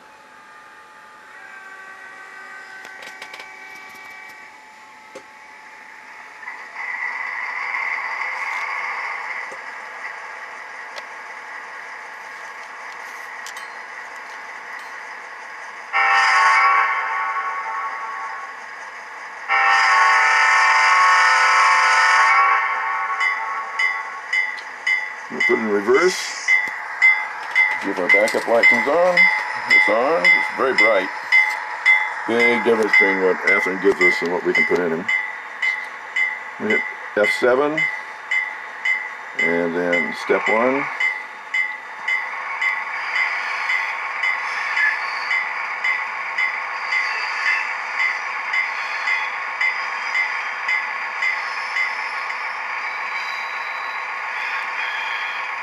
Two.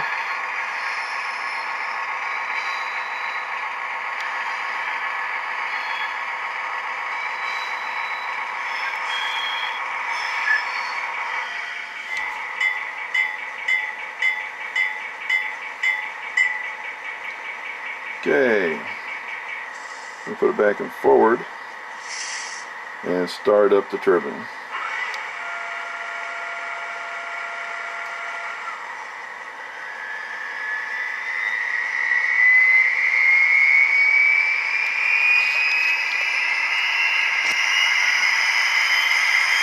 I'm going to see if this works a little bit. I'm going to move this. And if you listen in stereo, you should notice that that sound is coming out of there, and that's the only place it's coming out of.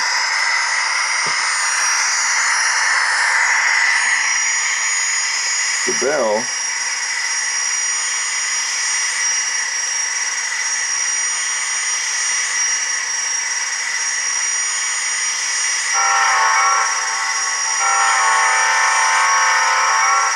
horn sounds like it's up front.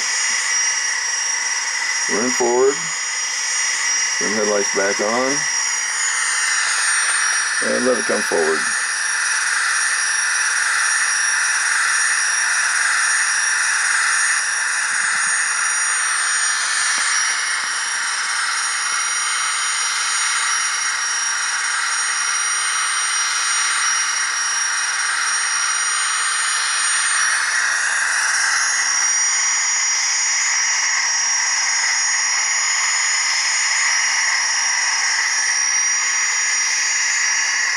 Turn the turbine off.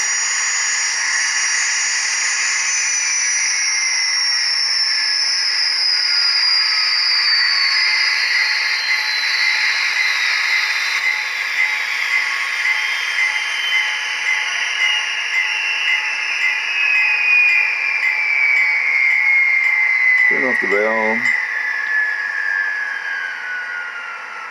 Turn off the headlights.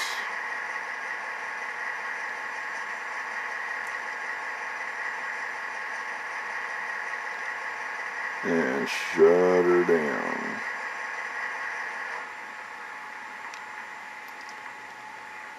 So that's pretty much the locomotive.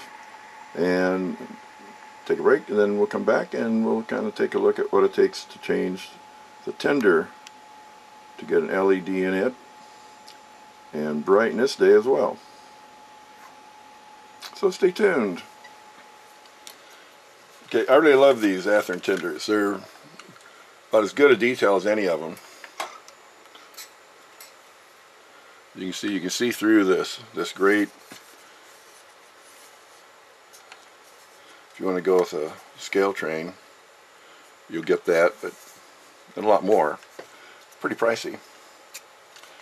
So there's only 4 screws that hold this together. They're short little guys.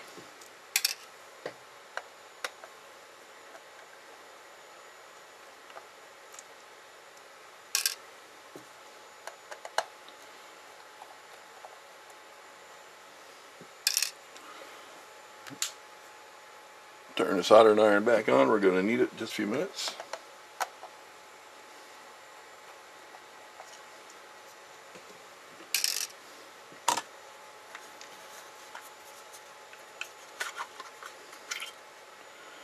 Okay, this is a really heavy weight.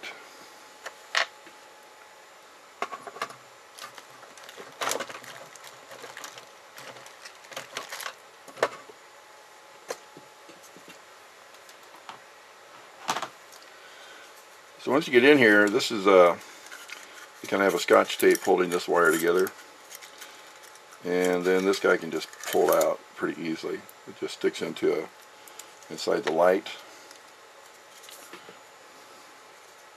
It's kind of hard to see. We'll give it a little help. There you can see the light up in the top. And what I'm going to do is push that out to make room.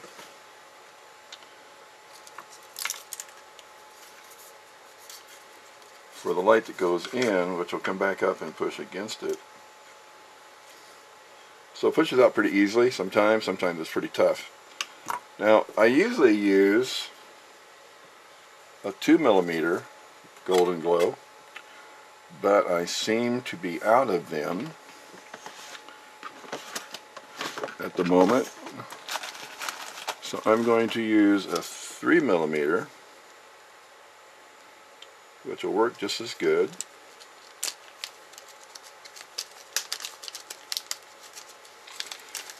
And it's a straight 3V, so I need not do anything to this.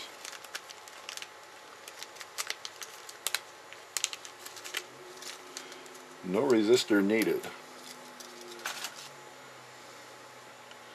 But we do need to use the plug. So I pull back the insulation if I can, and sometimes I can and sometimes I cannot.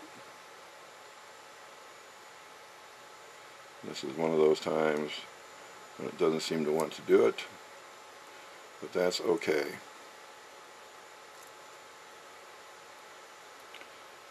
Okay, so what we'll do is I'm going to cut it off right at that point.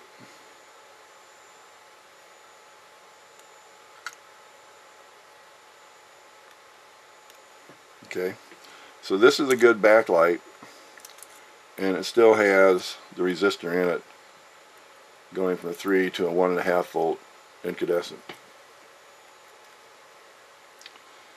But now I got the plug that plugs into the locomotive, and then what I'm going to use a piece of yellow and a piece of blue wire.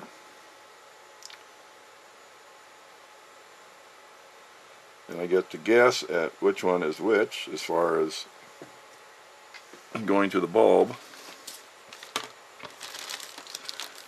So when I put the shrink on them, I will not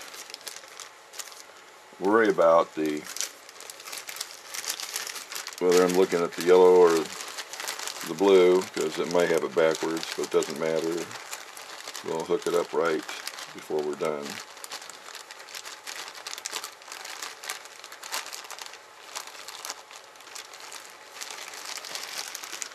If I can figure out where I put my yellow.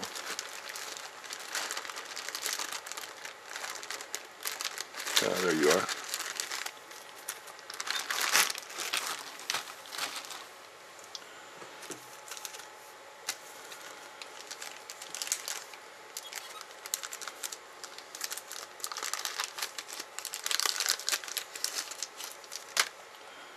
Doesn't have to be terribly long.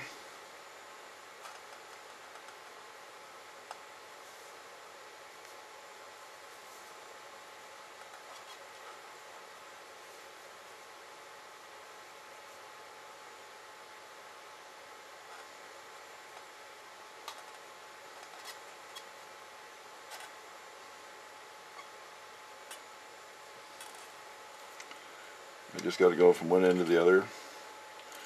So that's probably plenty long enough. And get a blue about the same length.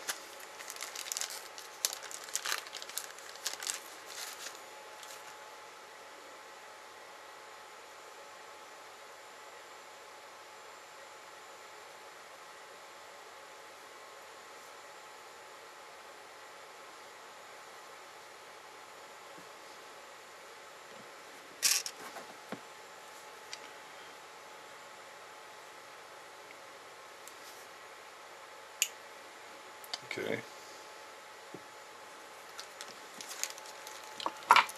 Okay. I'm going to leave these full length. And it doesn't matter which one I do first, obviously. Whoever gets this long lead on the bulb, which is the positive common.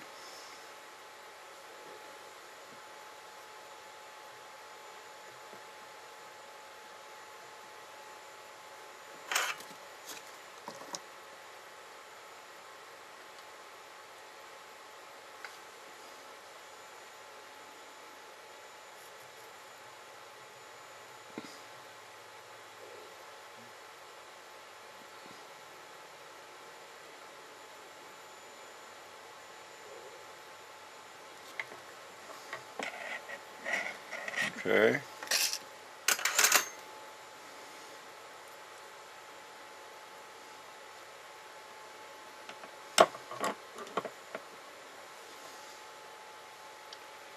And they missed their negative.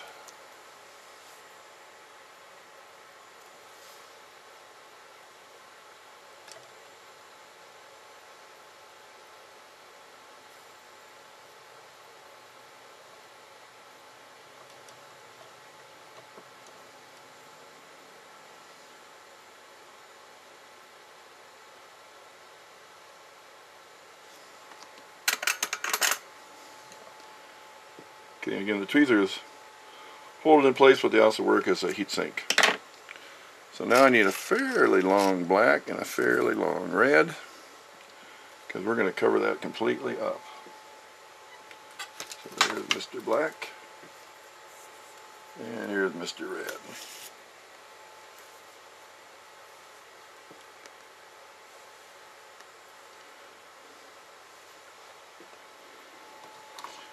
La-di-da-di-da-di-da-da-da.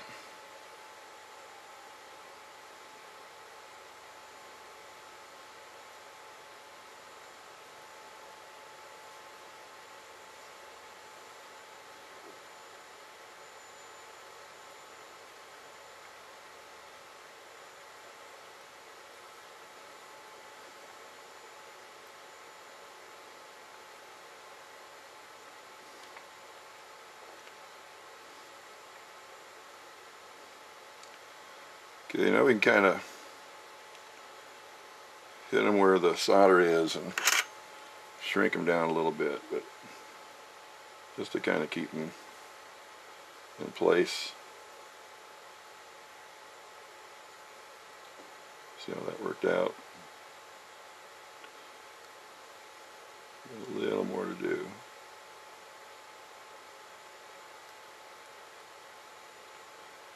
That's good enough, just snug. Now again, we get to put an end on it, so we can kind of direct the light.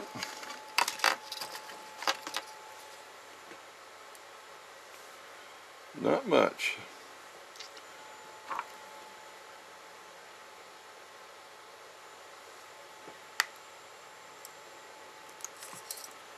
Not much. Just enough.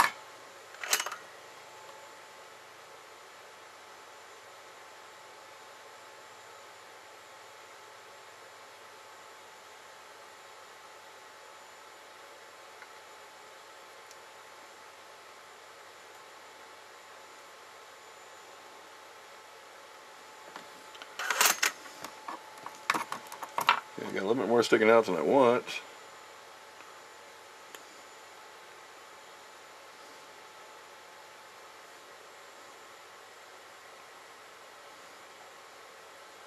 Okie dokies.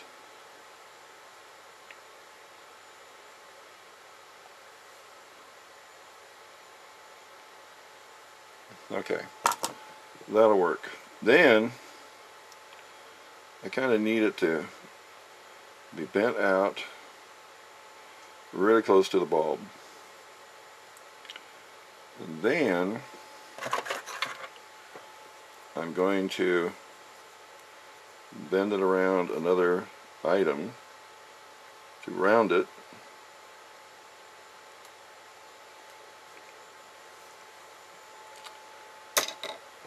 That's it.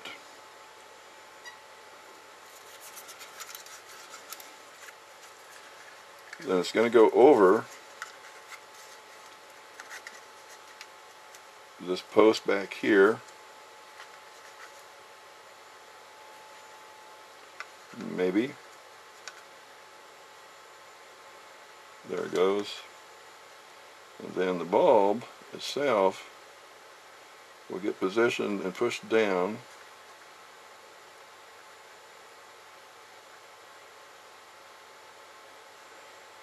Hopefully. So when I push this back in,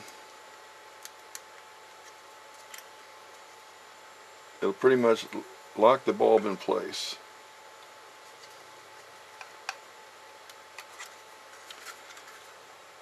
So I've kind of locked it in place. I hope you can see this, how that's done.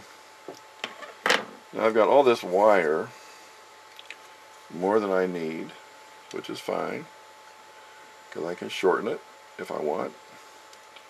I can also kind of get control of it by putting a piece of tape on it. But I've got probably that much more than I need. So I'm going to cut it off.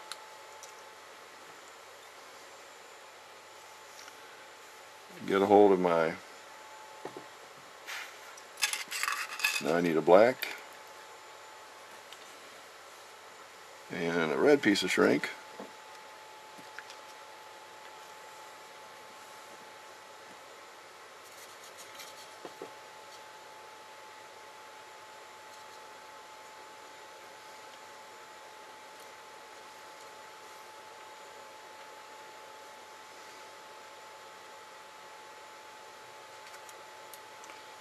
And strip off just a little bit, don't need a lot.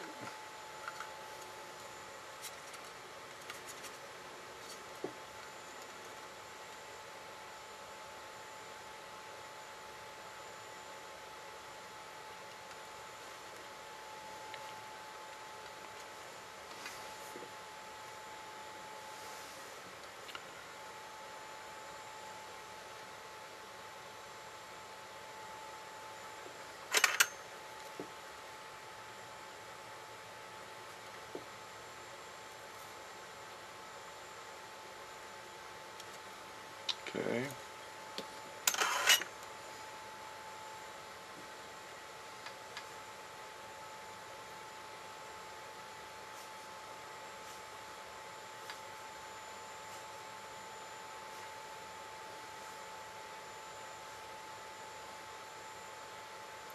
Flex my teeth. And a little tinning. Doesn't need to be that long. What I'll do too is I kind of pinch it and try and straighten it out a little bit.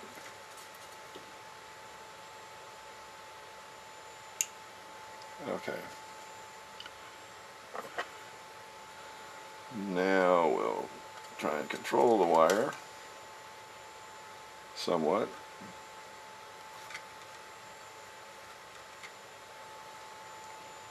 And your guess is as good as mine as to who's who here. A little more solder.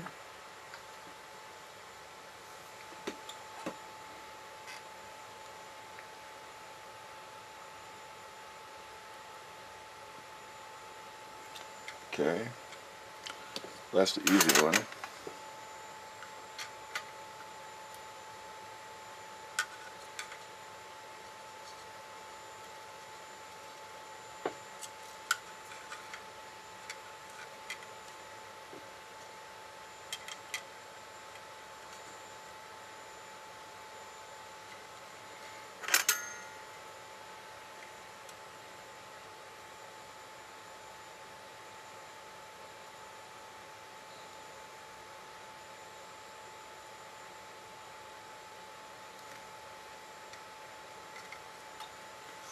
Okay. I'm just going to cover these up, make sure they don't kind of try and short out while I'm playing. This one took a trip down to here.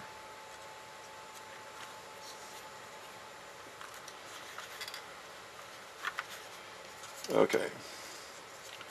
So I get to plug this thing in, and it goes like so, into a very difficult spot, like right up underneath here. After you do about 20 of these, it seems to become a little bit easier. The problem is getting them out. They snap in really nice and solid, like maybe there was never a thought that you'd want to unplug them.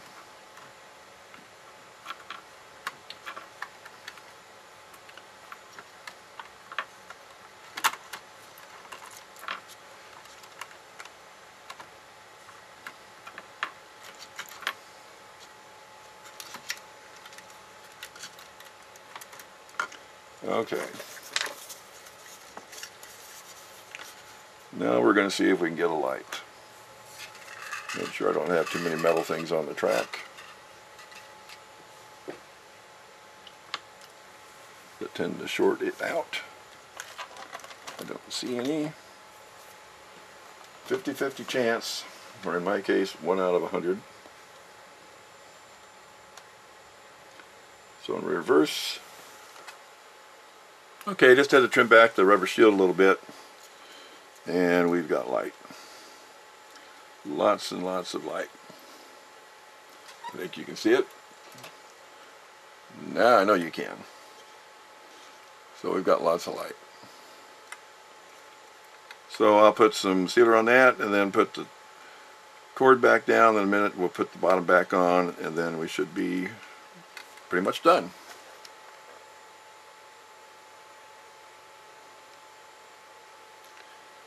As you can see, I use some Canopy glue inside. I've got this cable back in just to the knot, just like it was. And then it's going to hopefully come over like so as I put it back together. Hopefully it'll just sit there like a good boy. But maybe not. Okay, doesn't really want to, so we'll help it. I'm telling you, these clothespins can do anything. Okay, the air tank goes on the left side. I don't know why, but it do.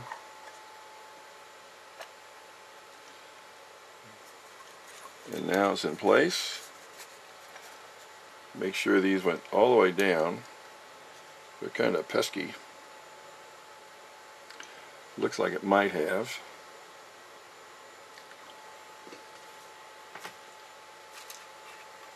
See if you can remember where you put the screws. And then one at a time. And these are really, really small.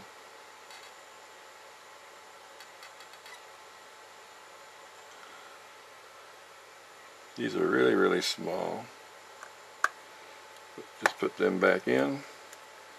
I think you heard that thing settle down, snap in place.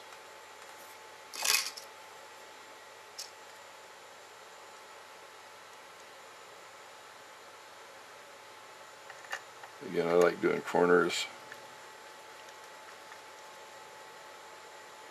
Snug. That's it. You're screwing in the plastic, so don't get carried away. Snug as a bug in a rug. Okay, come on. Be nice.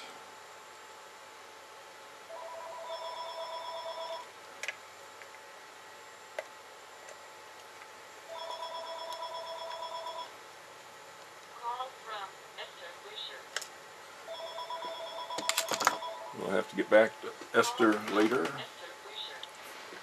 Okay. So now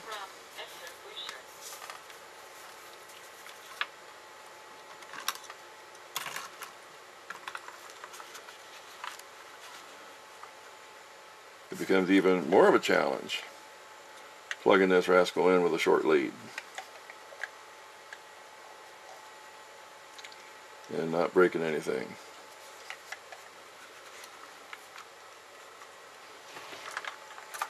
And I just think I've gotten good at doing this, maybe.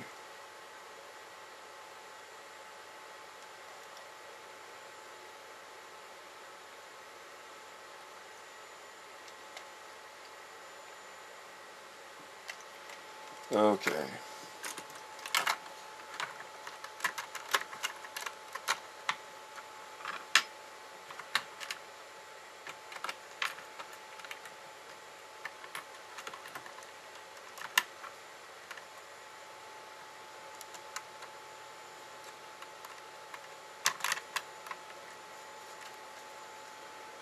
Okay. This doesn't look like it's on. And a good reason why it looks that way.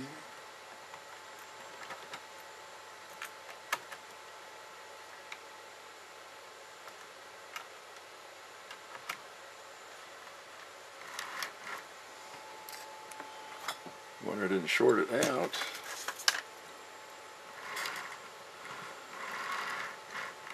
Okay. Still plugged in. As I knock 3 and 7, just turn them off because I want to turn on 5. I'm in reverse. I'm going to hit a light. And I got lights. I'm going to pull the camera down so we can take a better look at this. Okay, we got the classification of the number boards lit up. So we're in reverse. Let's go back to forward. We'll turn on the headlights. We're going to start up the diesel.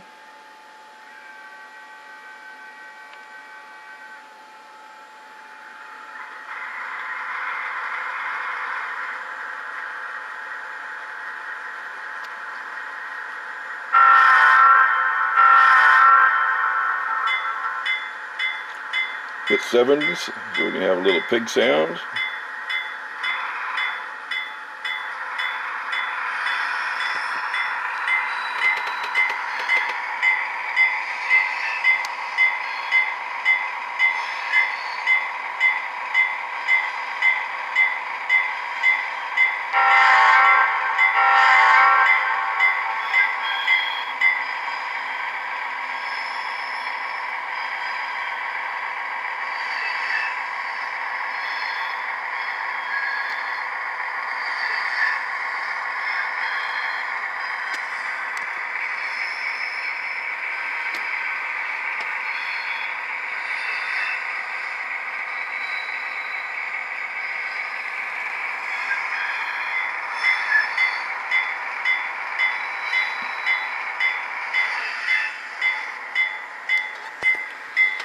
Okay, now we'll get behind it and put it in reverse. Turn on the lights.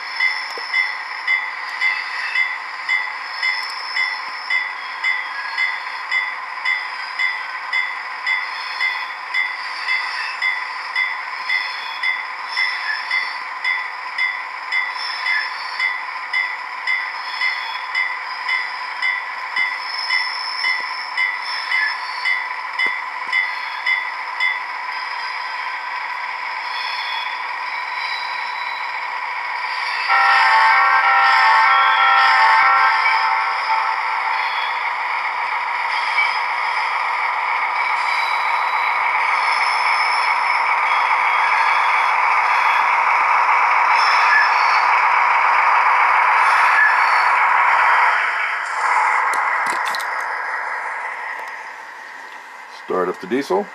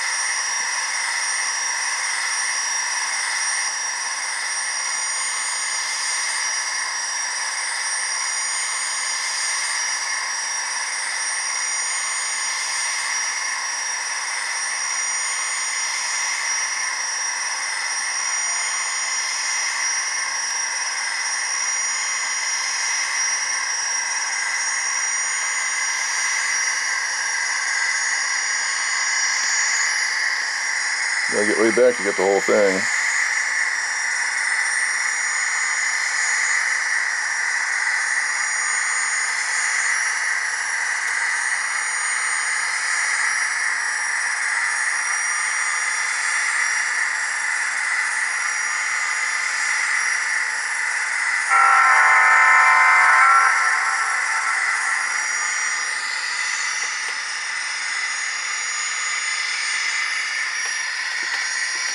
So anyway, that's going to be about it.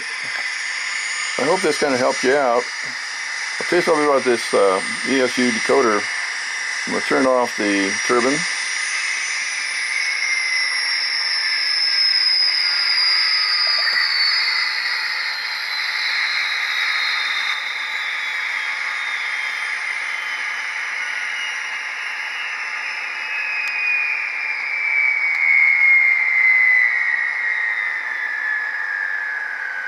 They've got almost all the sounds on this decoder from ESU,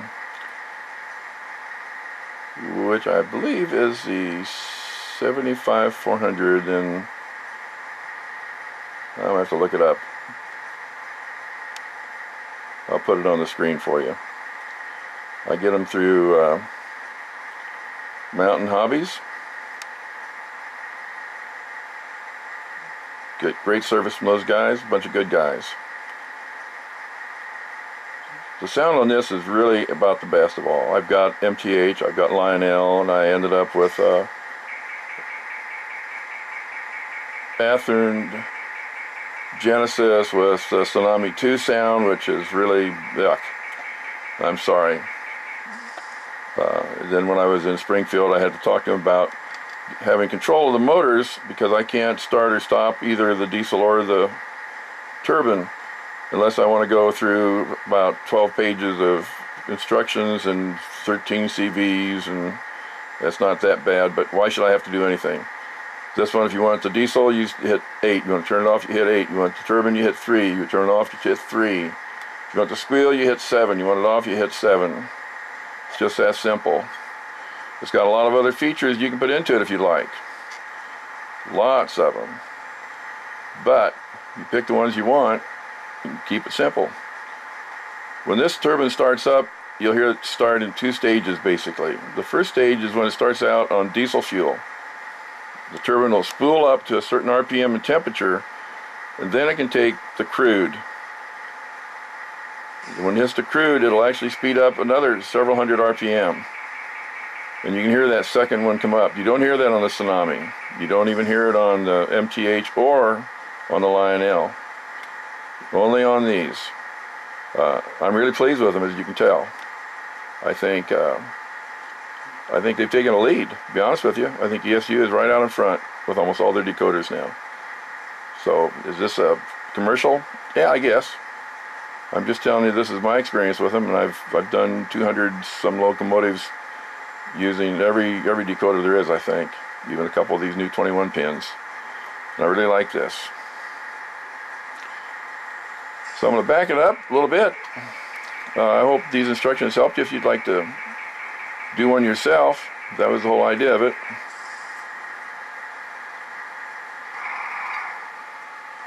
If not, and if you have these, let me know.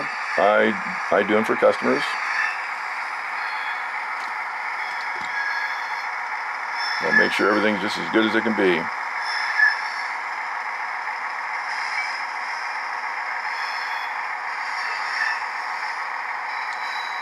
So, with my big squeal, I do love that feature. I do. I just think it's really cool. You know, in my scale train museum quality, it does even more. I would like to see them on these, but you have to have the sensors, and you're not going to find that on any of these locomotives. So again, thanks for watching. Leave comments, subscribe, have a good time, and if you decide to do one of these, I hope this was helpful. So that would be it for today.